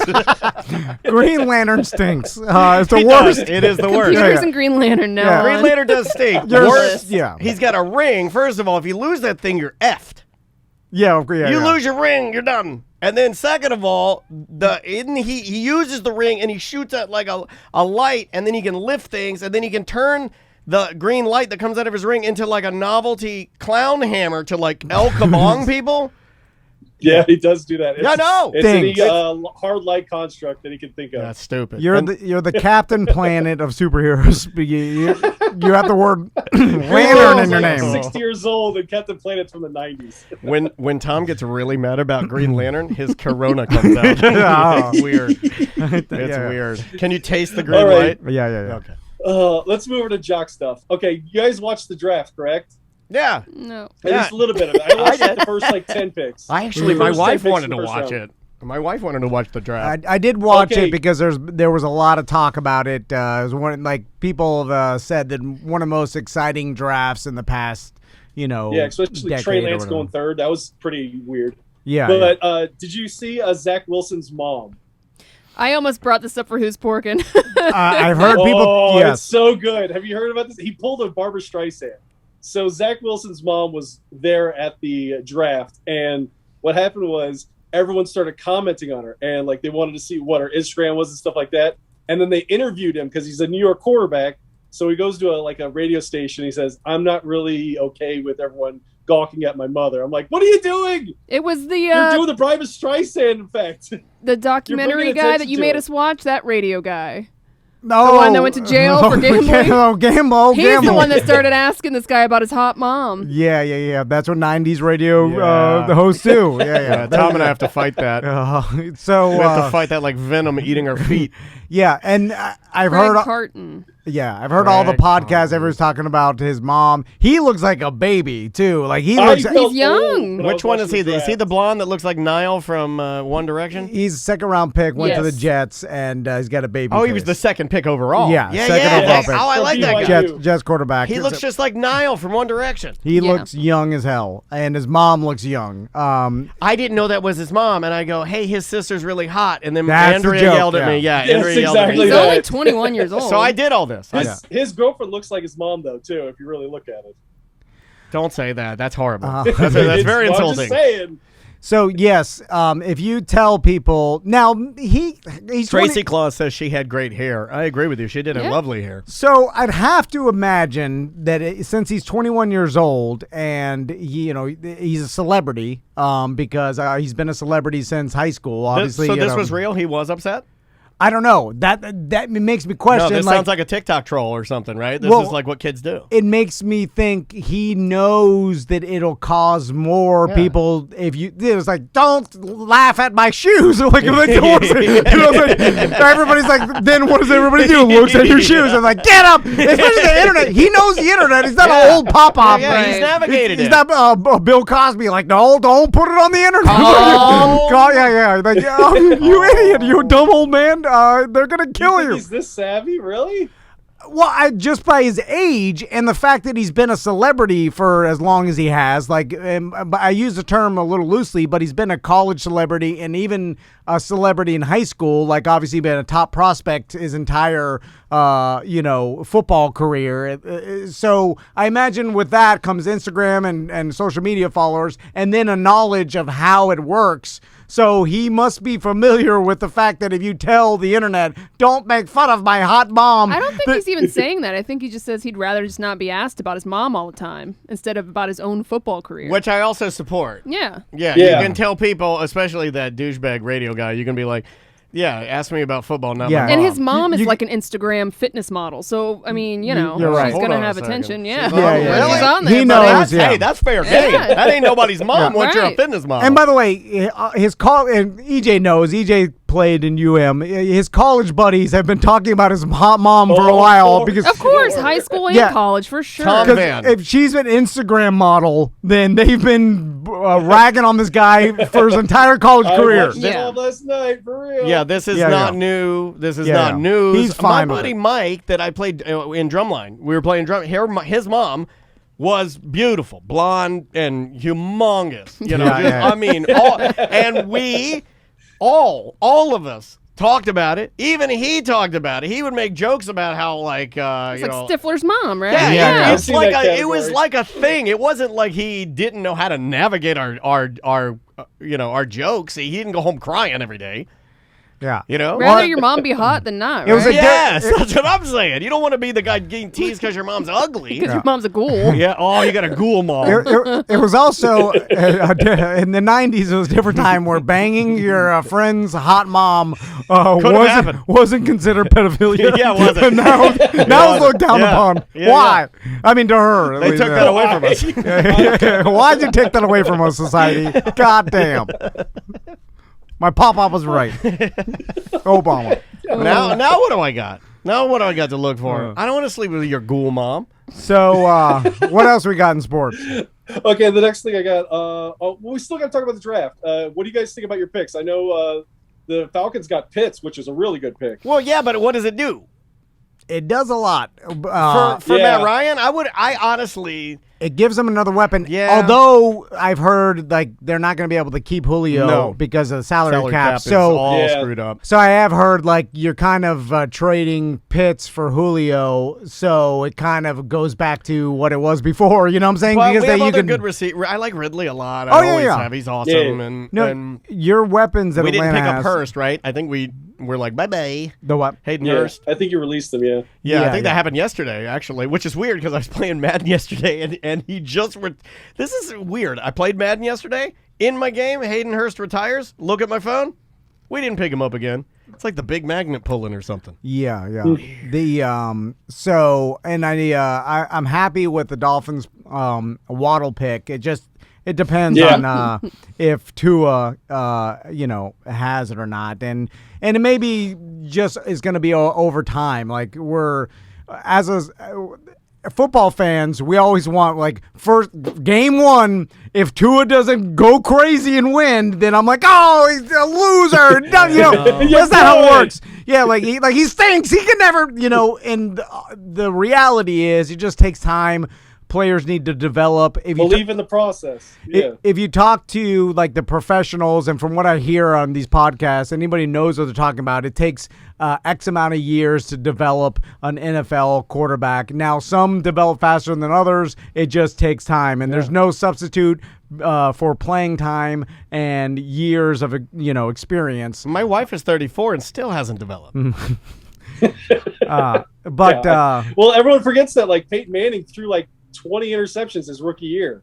And look how good he is at the end of his career. So it takes time to develop. Yeah, and also it used to be a thing where you got drafted as a rookie QB and you sat and you played behind their starter for years. Look at Rodgers. Aaron Rodgers, yeah. Which are you going to talk about Rodgers and that whole thing?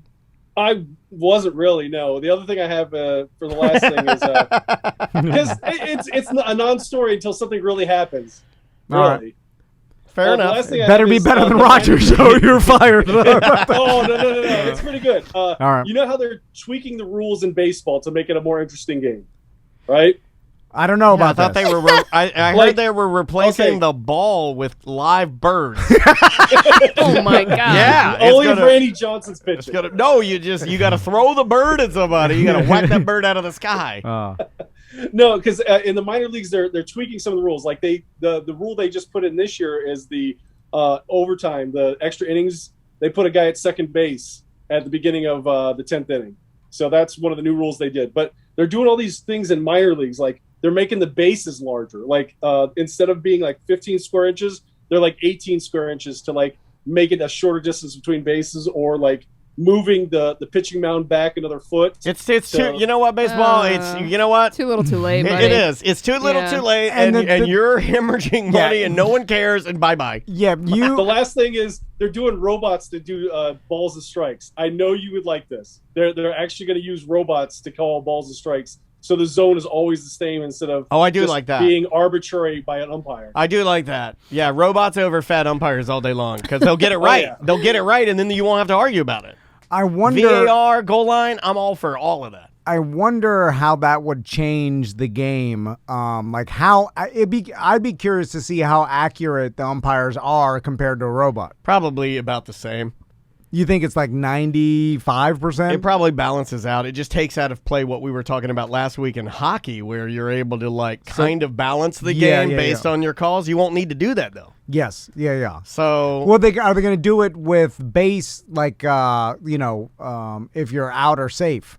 Like, could you do that? Well, they're doing the reviews right now, but even with like calling New York to get the replay, they're getting it wrong a lot too. Just with the reviews, they've been showing them lately how they mess up calls, even if they call for a replay.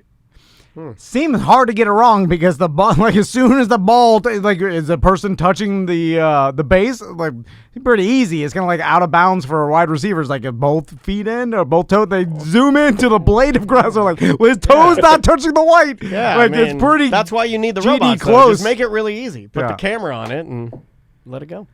And then what was the last thing and they're also talking about how they're having a pitch timer, and also you're not allowed to do the pickoff move more than twice per at bat. So it makes, like, instead of the guy throwing to first every 5 seconds. So it speed up the game a little bit, is what they're trying to fix a lot of stuff. And the guy that's doing it is Theo Epstein. He used to be the GM for the Cubs when they won the World Series. So that's why they're believing this guy and trying to make the game faster.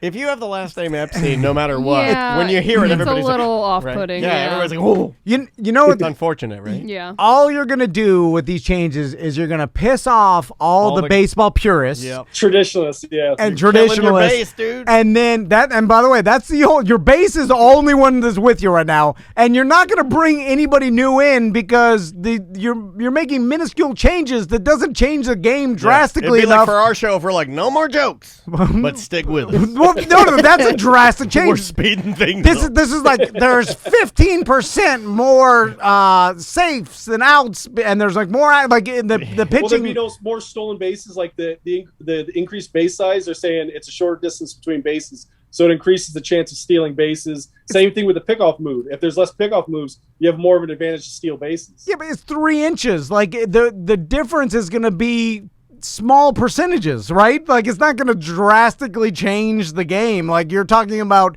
3 inches on a base size. That's going to if make you a difference. How much of the It's time? a couple steps. It's a step each way. If so. you Yeah, but wanted to drastically 20% more people that are going to be, like what is the difference? Isn't going to be enough to bring in more viewers to be like, oh, I heard baseball is completely different. It's like tiny bit different. Yeah. It's just You not would- enough. You would Not need enough. to keep, if you really want to speed it up, you want to keep your base, you would need to just, I don't even know if you'd be able to keep your base here, but like cut the game in half. It's a 5-inning game now. Sorry. Or it's 4 innings. That's all you get. Go at it. You better Or just work go hard. straight metal bats. Metal bats. Speed it up that way instead of dragging it out. Not to bring everything back to gambling, but what is interesting is after they change these rules, like it screws up all these hardcore, because the people that gamble on baseball, that's a different breed. Those people are That was my next point to bring up, how it's going to affect gambling. they're Sure. crazy math nerds. They talk about, if you've seen the movie Moneyball, where they turned all baseball into analytics anyway. Like that's what all the gambling guys in baseball. It's all analytics and crazy math. And then this is going to screw up everything they've had. Like so they've had all this data for years, and then it's going to be like 2022. Everything changes Brand new. by a little bit, and you can't go off the same stuff. So that's interesting. But as far as making it more entertaining, it's the same thing. No. It's like, maybe one more person scores one more run a game average, right? That's not going to hold my attention. Let's say one more point. It's a great Although baseball. Grady Seasons from our Twitch chat room, twitch.tv/TomAndDanLive, has a great idea. It says every 10th baseball should explode when hit. Yes. Now that is interesting. Put a trampoline in the outfield. Oh, yeah, buddy. Yes. Like, You want slam ball? make people jump really high. well, no, to make the last 4 feet one of those gym trampolines. Yes. So they wanted to go for it and catch a Yes. home run. You got to do that to bring Steal me home in. runs all Yeah. day.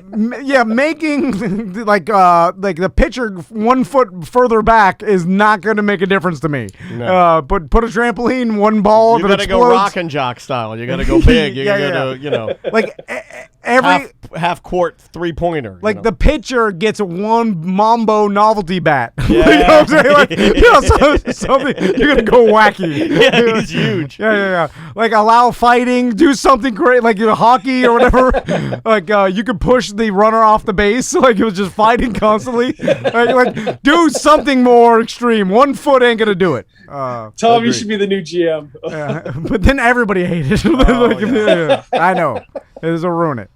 All right, EJ. Anything to plug? I'm gonna start doing comedy again after I get my shot next weekend. So, Hey, congratulations. yeah, I'm looking forward to doing that again. You know, you only get one shot. Yeah. Do they make a 8 Mile. comedy shot? 'Cause that's really more of the problem than the COVID. Yeah. It's I mean, it's unfortunate. almost like your comedy career had COVID and died yeah. Alone. alone, yeah, Oh, by sorry. itself. Oh, No one Sorry. knew. I'm sorry. Enough time has passed. We can make sure. Bye-bye. All right. See Bye, ya. bye. Bye. Oh, That was the worst one. That was the worst ending. Yeah, it's a bad one. Yeah. I can't believe he dressed up on May the 4th. Oh man, That's a special imagine kind of his nerd. coworkers, his Oh, wife, my God. how embarrassed I have she to is. Look at that. Yeah. She's a nerd too. It's fine. Yeah, but Yeah, still, she's a cool nerd. yeah. But even EJ's wife is hey, I wonder if she'd do Nerd Jock for us. She has it'd a be real better. job. I know Butler's like, yes. Yeah, She's yeah. awesome. all right. Bye. Welcome back to A Corporate Time with Tom and Dan. I'm Tom. I am Dan. Samantha's here. Butler's here. The fish are here. You are excited because we have a very special guest on the line that Sam's been working hard on. Yeah. So I was like, man, it's off season in the NFL, and I listened to a lot of gambling podcasts and Yeah. NFL. This is when you stoke your knowledge, Yeah, right? and then this is where like we can get interviews with the people that put out this content that I consume. For sure. And so I gave Samantha a list, and this gentleman was nice enough to talk to us, and he's from multiple different podcasts I listen to. Started off with Even Money, then the Ross Tucker Football Podcast, and he does a bunch more. But from RT Media, Ross Tucker's on Zoom with us. How you doing, Ross? I'm doing awesome. Thank you guys so much for having me. I really appreciate it. Love that you are a listener. I actually literally just finished recording the Even Money podcast There you go. for this week. I went right from that to this, which is great. I had a very good NFL draft. We kind of went over our NFL draft bets on the Even Money podcast. So that was awesome. I appreciate your interest. And Sam did a great job reaching out, and we communicated a bunch. So Sam is the real star here. Yes, she is. Yeah. She really is. So, Ross, speaking of that podcast, that's how I came to know that you were doing this, and I got interested into the other podcasts that you do. But I know you do that podcast with Steve Fezzik, who I also follow because I got into gambling years back. And so how'd that relationship come about? And then even before that, how'd you get into the podcast business and the podcast world? Yeah, so the podcast business, that's complete luck. Right on, yeah. So I retired from football in 2007. I hurt my neck and I retired from football and started writing for Sports Illustrated. It's funny. Oh, wow. I'd actually introduced myself to Peter King, the famous writer, Yeah. NFL writer, Sports Illustrated, whatever. And I told him my idea about how I wanted to write. I went to Princeton. I had to write like 20-page papers on Machiavelli and stuff all the time. I figured I could write 1,000 words on the Eagles' offensive line or whatever. right? Yeah. So I told Peter King, and he loved the idea. So when I hurt my neck and my career was over, I actually bruised my spinal cord and knew I was done. He let me write that for his Monday Morning Quarterback. So it's kind of amazing, by the way. I got like 3 or 4 job offers just based on that. Before I knew it, it was 2 weeks after I had hurt my neck, and I had a job with Sirius XM, a job with Comcast Television up in the Northeast, and then started writing for Sports Illustrated. So after I write for Sports Illustrated for a couple of years, ESPN hires me away to write for them, and they want to pay me more to write, like a lot more. So I was like, sweet, yeah, let's do it. I don't care. So I go to Sports Illustrated, I go to ESPN to write for them, and they said, Ross, will you host our football podcast? I said, I would love to. Absolutely. Literally, guys, Tom, Dan, Sam, no idea what a podcast was. Oh, I like that. No idea what a podcast But I is. like that, This is like 2009 or 2010. I just knew they were going to pay me money to talk about football. Yeah. I was like, yeah, I would love to do your podcast. That would be amazing. So for 3 years, I was the host of the ESPN Football Today podcast. So this is 2010, 11, and 12. This is like when podcasts were just starting out. Yeah. So the audience got pretty big, and it was the only podcast you could listen to, and it was daily. And I knew there. It's funny. I think 2012, I went to Trafalgar Square in London because I was broadcasting a Rams Patriots game over there. Yeah. And that was the third year of doing the show, and the first year where we started to get sponsors. So it was like SeatGeek, I think, and 100 Flowers, and State Farm. Oh, yeah, okay. And we had never gotten any sponsors before. So I thought it was like, I was like, this is amazing. Like, you know, I said, how does it work? Do we get money every time I say it? So I would do like State Farm, State Farm, State Farm, State Farm, State Farm. Yeah, exactly. How do they quantify? You know, like I would just throw it in. Like I would like make a great point about the Seahawks defensive backs, like, and that's why Richard Sherman, State Farm, State Farm, State Farm, State Farm, you know, whatever. So what's funny about it is I'm at Trafalgar Square, which is like London's version of Times Square, right? Like, and they're hosting this NFL celebration. People from all over Europe. I am on stage. There's 40,000 people there. Okay, I felt like I was like a rock star, like a singer. I'm interviewing Belichick and Brady and Robert Kraft and Gronkowski on stage. I see at least double-digit signs that say State Farm, State Farm, State Farm. Okay, in the crowd. Here's what's crazy.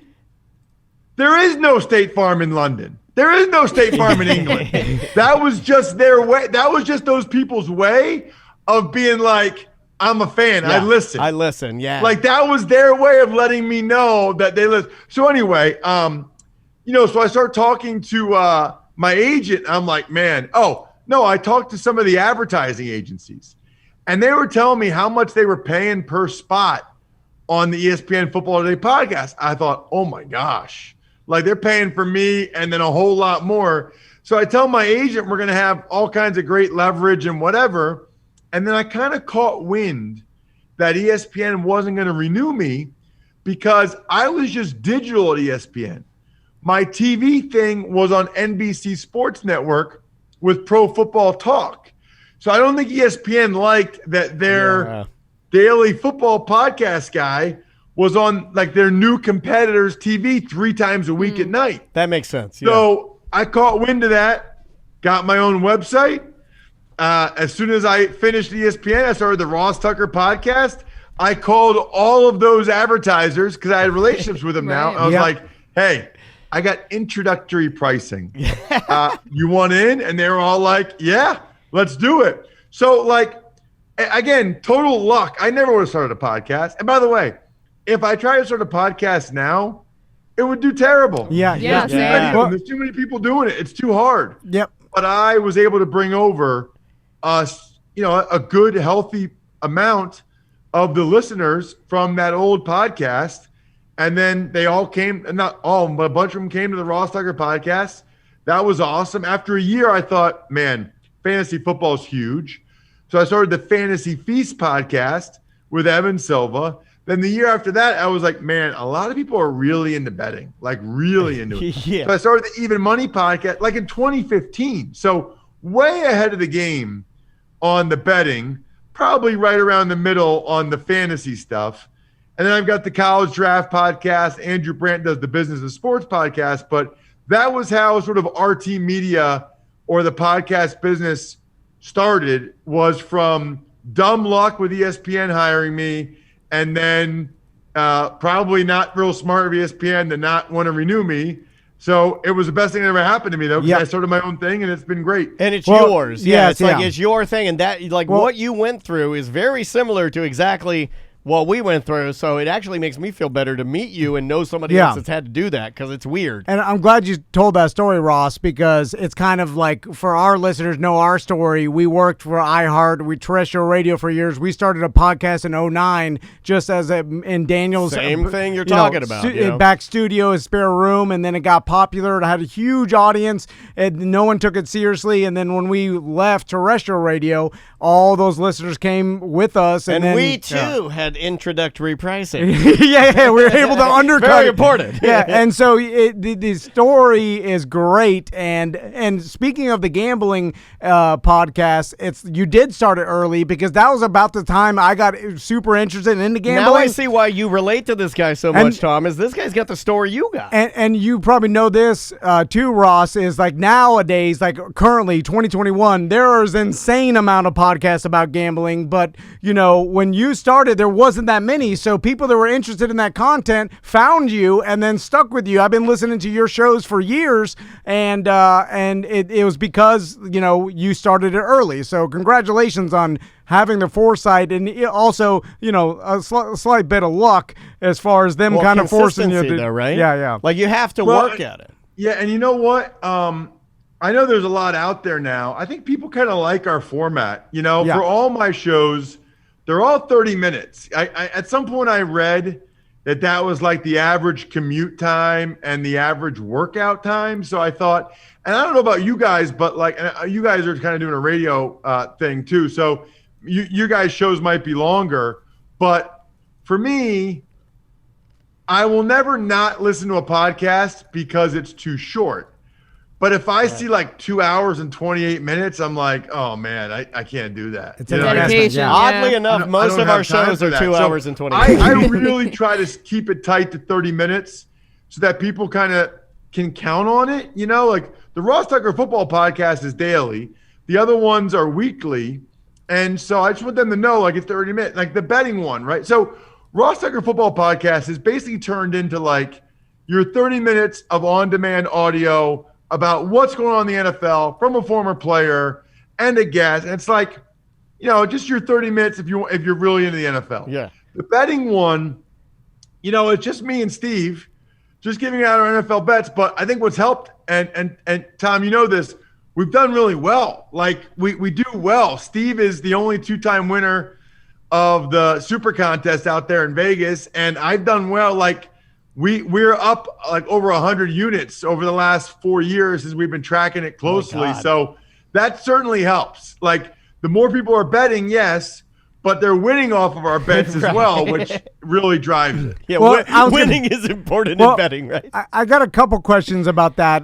When it comes to gambling, because I do listen to the Even Money podcast, and Steve Fezzik, notoriously, obviously a professional gambler, more of a numbers guy, like you talk about it all the time. Like he's betting numbers. This guy's a math genius, basically, and he, when you get to that level, that's what you have to be, right? I guess. And and when you listen to the show, and this is why it's good, because some shows out there on gambling are just math guys and they get too bogged down into the analytics. And I do like and appreciate the fact that you're more of a football guy that's not necessarily a math guy. You admit it on the show. And then Steve's the math guy. But you have had a better betting record than he has. Does he get mad at that? Like, I know he says over a long, 20 years maybe that he'd beat you out. But you've done better than him a lot of years. He's an awesome guy. I don't think he gets mad about it, but I get asked that question a lot. Like my buddies that listen, they're like, dude, how mad is Fezzik that that's what he does for a living and you beat him most years? And I'm like, you know what? He's happy for me. Like he's happy that he gets some more clients from the show, and because he gives out other bets as well. But it's been a very good relationship for both of us. It's weird because I root for him to do well. Like, it's not really a competition. Yeah. Because the competition, in my mind, is to get as many listeners as possible. So it's not like I want his bets to win too. Of course. Now, if we're both close at the end of the year, would I love to be up a unit or two on him? Yeah, sure. But I want him to be up 100 units so more people listen to the show.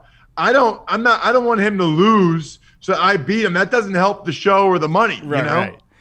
Ross, I want to talk a little football real quick. And, you were, you say this on the show, classic journeyman, 6 different NFL teams, offensive line. I like knowing a lot of journalists don't know about linemen just because that's so far, they may be a quarterback or a wide receiver or skill position, they may tout themselves as more of an expert on that, but not many know about the offensive and defensive line. It's Right. because they just, it's one of those subjects that they didn't really study on because it's not as sexy. Yeah, it's not as sexy. But sure. it's hugely important. We saw in the Super Bowl that determined the Super Bowl, right? There you go. And so how much of knowing about offensive, how important that is, has helped you in gambling, and has it made the difference in certain games where hey, I know these guys are out and I know how important that is? Because I think the average guy like me doesn't understand the significance of an injury on the offensive line because we don't know. We're like, how good is this guy compared to his backup? I don't understand. That's a great question. Do you use that knowledge?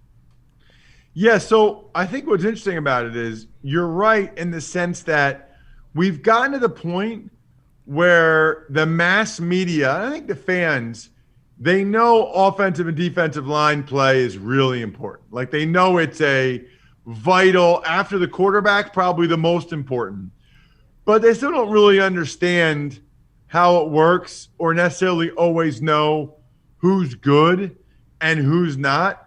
So I do think that provides some value for me. I think the value I provide is, number one, having a good feeling for the offensive line play, and especially when there's an injury, to your point, and how much of a drop-off there is.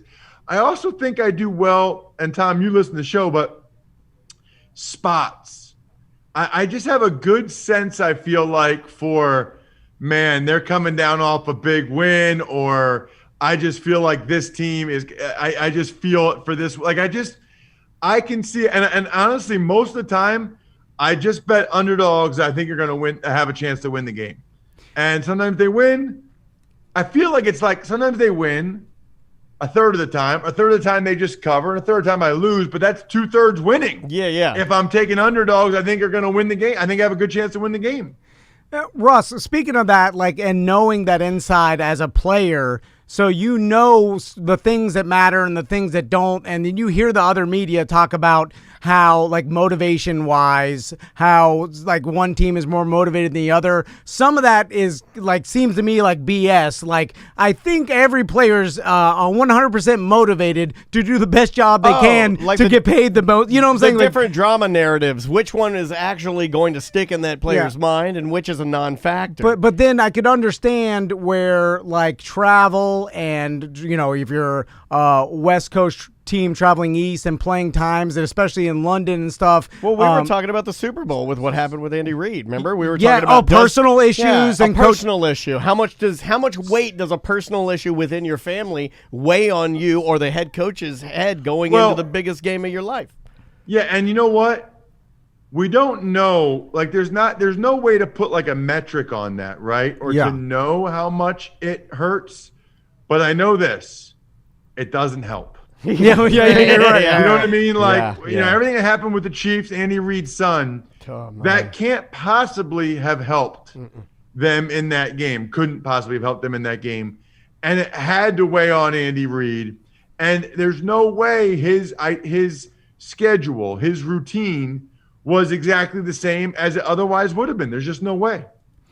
Ross, when it comes to offensive linemen, because this is the part where I have a problem wrapping my head around, as far as okay, if you go to, and I think a lot of people are like this, we're looking at the NFL and we understand all right, if you're a wide receiver and you're built like Julio Jones, we're okay, that's a good, he's tall, he's muscular, he's got good weight on him, and fast, and then he can catch balls. We understand. But when it comes to offensive linemen, when someone talks about like, oh, a first round draft pick to right, a third round, or even like why is he What better? happened with me in the draft? Like, I didn't know they would tout these guys and they'd say he was picked because of these reasons. Yeah, and I understand strength. I think we all do. Like, how many reps can you do? How fast are you? But it's way more complicated than that. What else are we looking for? Could you explain it to us in a way we could understand? Like, how can we judge offensive linemen and whether they're good or not? So it's not that dissimilar from like a plumber or a carpenter or anybody like that. It's not all about experience, but some people are just better at their craft than others. Now, in pro football, physical ability is going to be a bigger component of it than like a carpenter or a plumber, but it still ultimately comes down to how good you are at your craft. You know, I never quite got my technique where I wanted to as a player so that I could be an all-pro caliber player. But what's interesting about that is my first 3 years, my head coach got fired, which meant a new offensive line coach came in, which meant he wanted me to totally change the way I was cutting the wood or fixing the toilet. You know, I mean, and so I never really got a chance to master my craft because I kept having to change it to suit what the new offensive line coach wanted. So when you watch like Rashawn Slater, right? Like, so Penei Sewell, who went number 7 to Detroit, he is really a physical marvel, which is why he went that high. But then the next offensive lineman that went, next two really, Rashawn Slater and Elijah Vera Tucker, they're both like 6'4", 305.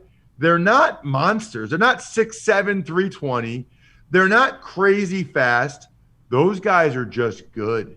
Those guys they're smooth. Better plumbers. They're technicians, but they really are just better at what they're asked to do. It's not, neither one of those guys really win based off of raw physical ability as much as they're just very highly skilled at what they're asked to do.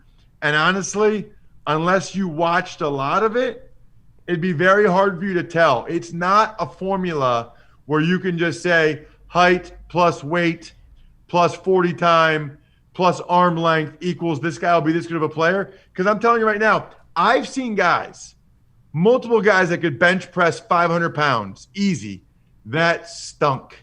I mean, they were terrible. You know what's interesting here? A guy that can barely bench 315 who was awesome. Yeah, it sounds. He was just that good with his hands and that quick. So there's not a formula. You got to watch it, and then you kind of know what you're looking at. It sounds like you're talking about like almost being consistent at your craft. Yes. And I'll come back around because the number one thing that Tom and I've learned, and you know this because you started podcasting in 2009 or 10, is being consistent. That's how you get an audience. Yeah. It is. Tell me about your show.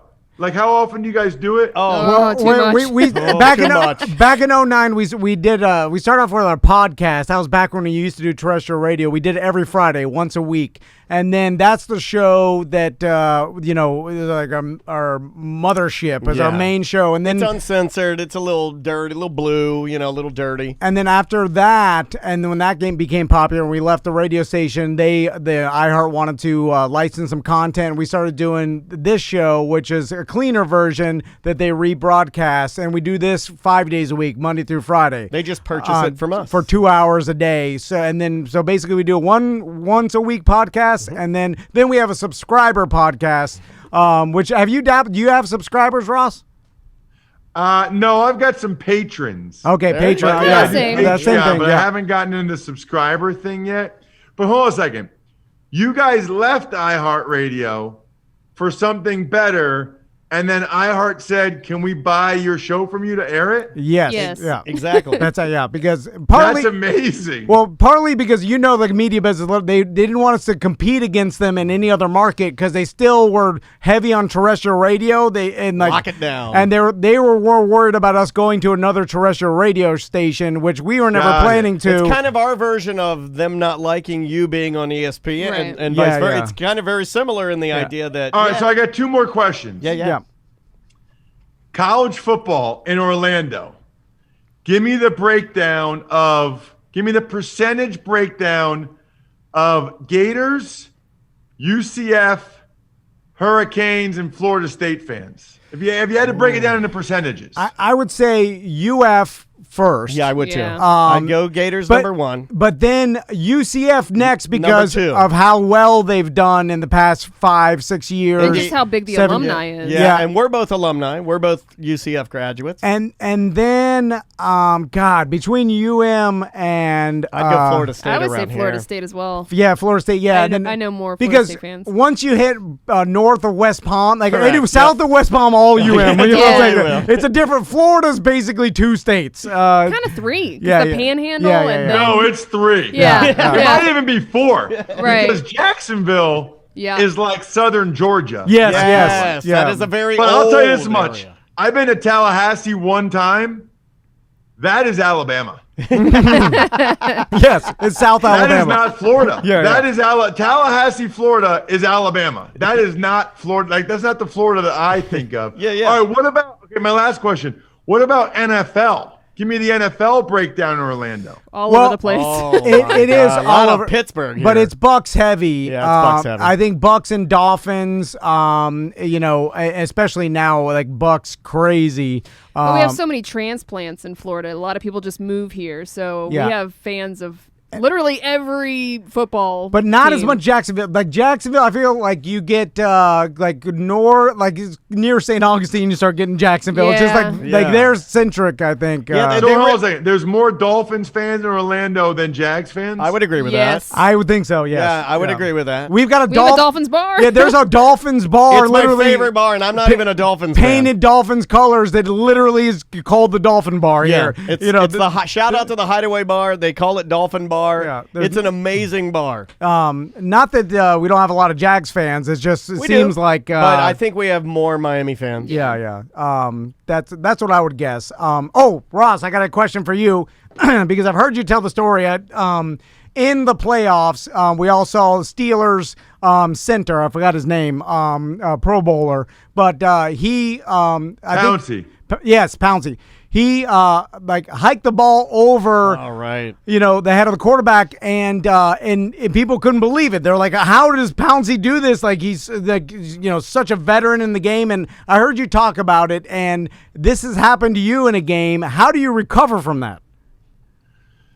Well, so first of all, the reason why it happens is because you have a really hard block on the play, Okay. right? So, like, you're starting to think about the 320-pound guy that you have to try to snap it with one hand and then still get over in front of him to block him. And so you get so excited to be as fast as you can off the snap that you get a little bit too much on the ball. Mine was different, though, Tom. I was in the Meadowlands playing against the Jets, and I was in silent count, which means – my head was down and then up, down, then up.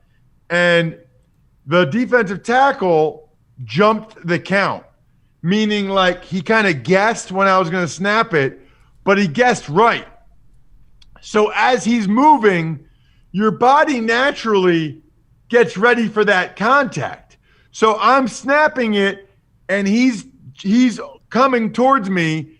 And so my butt dropped. Like your butt drops because you're trying not to get killed out there, dude. Yeah. Like you're trying not to get your butt run over. So my butt dropped.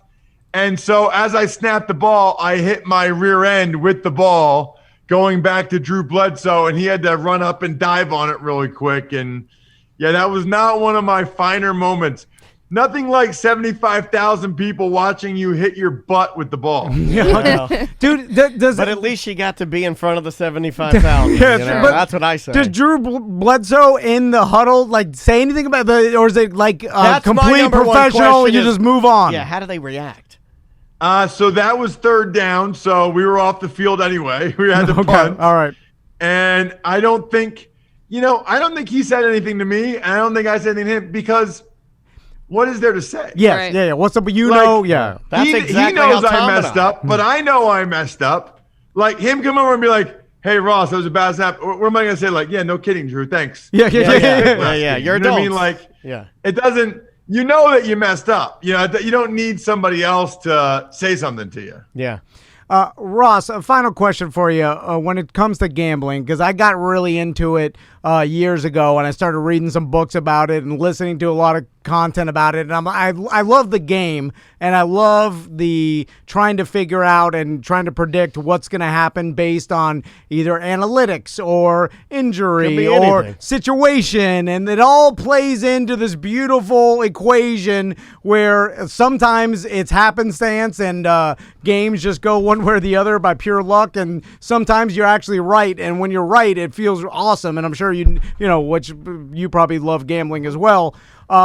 So when I know you've mentioned this a little bit, but I'm curious, how you actually gamble your own money on these games? Are you actually have a sports book and you put down money, or is it more for the fun and entertainment of it? I don't, because CBS company policy. Oh, really? And I do college football for CBS. Is that you don't bet on any game that is a sport they cover. Well, they cover like all of them. Really? And so theoretically, I can get inside information. So I don't bet. However, I really am, right? Like, even though I don't put my own money down, I am very vested and very interested because I know I want to be up a bunch of units each week because I want more people like Tom to listen to the show. Right. Yes, yeah. So there's value. I feel invested even though I'm not. Yeah. But it kind of kills me, Tom, because I've been up like 60-some units the last 4 years. That's a lot of money. I could have made a lot of money Yeah. in the last 4 years, but I'm not messing with it's just not worth it to me with everything else I got going on. Of course. To go against what CBS said their policy is. You'll have plenty of time when you're in the Caribbean, when you're really old, and you can bet. You just bet crazy. Yeah. There you go. You think it the gambling industry, it all becomes legal everywhere, and it's all going to be DraftKings and FanDuel, and everybody's going to have an app on their phone and be able to bet in any state, right? That's going to be the future. Yes, and I think very shortly, and I'm actually surprised that Florida's not there yet. A lot of these states are foregoing a lot of state tax revenue, and I don't really know why, because there are people like you, Tom, that are betting even though it's not legal in the state of Florida, and so you're going offshore. Yeah, using Bitcoin. That money could be going to Florida instead. It just seems like a wasted opportunity. They're all going to be legalized at some point. So all these states that are dragging their feet, they're just really losing money. They're really just missing out on the opportunity. It's not like 20 years now we're going to be like, can you believe 49 states are legal, but Florida still isn't? Like, it's just not going to happen. The whole down. It's like THC, right? It's like we see the future. It's just slow to happen. It's heading that way. But we'll end with asking about a Mother's Day gift, Ross, because I know it's one of your sponsors. Have you gotten anything? I don't know. What should I get my mom for Mother's Day? Dude, I'm telling you, it's a business I invested in. It's a buddy of mine. It's called myfrontpagestory.com. You literally talk to one of their writers for 10 minutes about your mom or your wife, whoever. They write them. I gotta get one in my office here. They write the most unbelievable story about her, and then it's framed. It looks like it's on the cover of the newspaper. And to be able to say to your mom, like, hey mom, I want to do something different for you this year, so I had a story written about your mom. Would be like, what, Tom? What do you mean you had a story written about me? Like, no, mom, I had a story written about you. And then when she actually reads it and there's quotes from you or your siblings being like, I wouldn't be the degenerate gambler I am today if it weren't for my mom. Like, my mom's done everything. Like, she will cry. Like, I'm just telling you. Your wife might like you will that cry. song. You will win. myfrontpagestory.com. myfrontpagestory.com. Crystal would love that. I think she would. Yeah. That's awesome. Although you are From the boys. This Yeah. is Florida. Most of our moms can't read. That's true. Yeah. So that's that now. Yeah, if those were cigarette dare you. papers, it would spot on. Dude, it's been great talking to you today. I've enjoyed your podcast Yeah, nice for a while. to meet you, and thanks for your time, man. I hope we get to do this sometime soon again. and I'll continue to listen. Yeah, my pleasure. Anytime. Thank you guys for having me. And Sam, thank you for reaching out. I really appreciate the interest. Thank you. Yeah, no problem. Take it easy, Ross. All right. Take care, guys. All right, see ya. That was fun. Yeah. How cool is that guy? Are you guys best friends? Yeah, I feel like I'm going to start bothering him. Like, I hey, saw- it's me, the guy from Florida. I saw you falling in love like a little bit.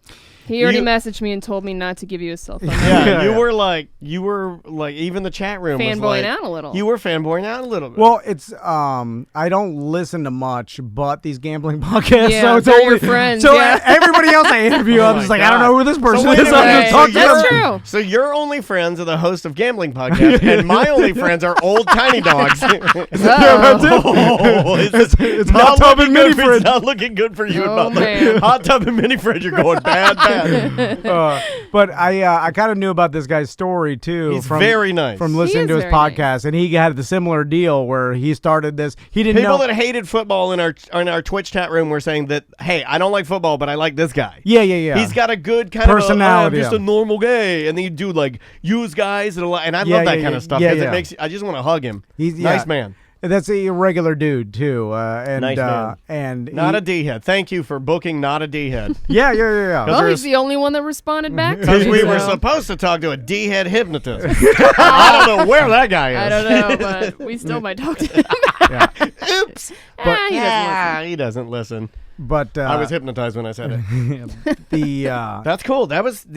Can we try and book him again for? Can he replace EJ? yeah. Well, yeah. I probably do. Like this guy. he What does- if we just shift right he does to a lot. why He don't does do why a don't lot. we kill Nerd Jock and then just do Nerd and Okay. give EJ what he's Just good Nerd. at. Okay, yeah. But he's 'Cause not. Is he good at that? He's better at Nerd than he is Yeah, Jock. yeah. No offense. I- He's a better nerd than he is a Jock. I'm not joking. I think I know more about the NFL than he does. Only because I consume Yeah. more content. Well, That's true. There are times Yeah. when I even know EJ saying something wrong. Yeah. And I don't consume even a. But I don't know the other sports though. I just don't want to hurt his or feelings. college. But I was gonna anyway. say EJ go full nerd, and then we just let this guy jock it all up. He's like, I gotta pay me. Like, so I'm making money. Well, we just I think paid you're you. do- I You think get on you're there and you doing start well. talking about my front page. Yeah, he did get a plug Yeah, in. you talking about Sherry's berries every time you come on here. So the I know we got a little bit of time. We could. I know I keep looking at Yeah. it and I'm like, God bless But- it. What are we gonna do here? Dude, that I think the reason why it's not like these sports apps are like gambling isn't everywhere yet is because a lot of these states got stuff wrapped up into the tribes, the Indian tribes, Oh, yeah. and so Florida and I know a lot of others, even California, I believe, and like a lot of like New Mexico. And I don't know about Mississippi. They got some weird things where you could have casinos, but they have to be floating. A lot of them are antiquated, Well, old. everything is crazy because Sam and I were just talking about just laws and states and Yeah, they're all different. yeah, like in LA, apparently revenge porn is just a slight slap on the Misdemeanor. wrist. Misdemeanor. It's like Yeah. you can be sending your ex-girlfriend's nudes everywhere, no big deal, bro. So there's this gigantic, and I also listen to some content about the gambling world in general. There's this gigantic shift that's happening currently, and it's been happening, but it's really accelerated since the pandemic, where everybody's just doing it on their app. Right? Of course Yeah. they are. No one's going physically into sports books, like in there, No. going to the window. I wouldn't even know where to go. That's an old man thing to do. Yes, Yeah. and they Yeah, I wouldn't know where to go. and yeah, where would I go? you go. No, honestly, where every casino Tampa? or most casinos have. No, you can't do it here. We don't have a sports book Oh. here. So in Florida, they don't have that. Well, if I were in Nevada, I'd go just to the casino and go to the Casino- sports window, and then some of them have sports windows. Some of them have kiosks and stuff. Kiosk. I What know. what is this? What is a red box for gambling? But a lot of them, the pandemic forced a lot of them to have apps, and then it was like some ridiculous amount of revenue came through the app. Like it literally cut it in half immediately, and everybody just wants to go through the app. Of course they do. Maybe some of the big guys that are literally betting 10,000 or 30,000. Yeah, I would rather go to the book. Oh yeah, but well you probably can't even put it that much through your app. So the syndicates and the guys that are professionally doing it, they're going to the window. Yeah, the app is for the guys that are really into it, enjoy it as a hobby. But old dilly dad like me wants to go on their app, and we're all doing it now, but through Bovada and BetDSI and all these offshore. They're all in Costa Rica or Canada or whatever, and then we're now transfer. Like it's easy to do it through crypto, and you just put your money through crypto, and it's pretty instantaneous. And so he's right as far as like if you had like if FanDuel and DraftKings came to Florida, they would just like establish it here, just like it's in like 15 other states right now. And then you go on your app, and along with your fantasy football draft or whatever, you can go on the sports book and just literally Question. you put in money, you bet, and that's it. This might be you and the chat room piggybacking. Yeah. Is it illegal for me to get on my phone right now, get DraftKings, find a state, let's say, give me a state where it's legal. New Jersey. Okay. VPN. Yeah. Can I do that? You can. Yes. Or is that in their bylaws or some sort Yes, of written there? They're like, technically, you are yes. cheating us, and we will go to federal prison. We will up the river. Well, the problem is, why don't you just VPN? you could do that, and I'm sure a lot of people do. Well, I could set you up right now. The problem is, what if I you VPN everything here because I steal so many movies daily. I'm just stealing all the movies. I don't do that. All sports books, their number one thing they hate to do is pay anybody, right? So Right. if you do that, and you do, like, what if you hit a ridiculous parlay? And then they find out. And then they'll find any reason not to pay you. And they found out you were doing it through Florida through like a different is a VPN address. Well, you would wherever you're. You Yeah, would it's pretend like you're going through New Jersey, but you're in Florida. Like you could do that. Like you have to be a little tech savvy, right? Like or know someone. They have it now where it's basically just an app, and then the app just tells you, "Hey, now you're in Sweden," But Right. or "Hey, now you're in you're in Wisconsin." the thing is, it's just as easy to go and do it legally, completely legal through Costa Rica, Canada, all these other offshores. Harder to get your money in, but nowadays, if you got some cryptocurrency, buy some Bitcoin, you can instantly do it. It's pretty easy. So it doesn't make any sense why it's taking. It does because we're so wrapped up. Now we wrote all these rules for the tribes to have control. So now they have to negotiate that with all the tribes because they were getting the revenue as part of like. Oh, so now we're going to steal their revenue just like we Right, took their land. exactly. That's great. Well, that's the problem. Now we're taking your revenue. We're taking everything. Because That's we'd have to look this terrible. up. I don't know. That's really bad. Yeah. I don't know if we get tax money off of the casinos. I don't know either. I feel like we made a deal with them and gave that to them for like, hey, sorry, we took everything. and now we're you like, can have this. Sorry, We annihilated But then your entire tribe. But now, like states that have this and then DraftKings is paying that tax bill to the state, right, to operate legally in that state, and who knows how many, insane millions they're just given to New Jersey, like through bettors, through dilly dads betting $50 on a game, right, and then they're making that money because everybody loses. They're just betting on what team they like. Yeah, just how long are you going to be there? You're going to lose. Just And so long? you're sitting back and you're like, well, every state's like, I want that money, but how do we take it from the tribes? Which is probably going to make this last a lot longer, right? Because I would imagine.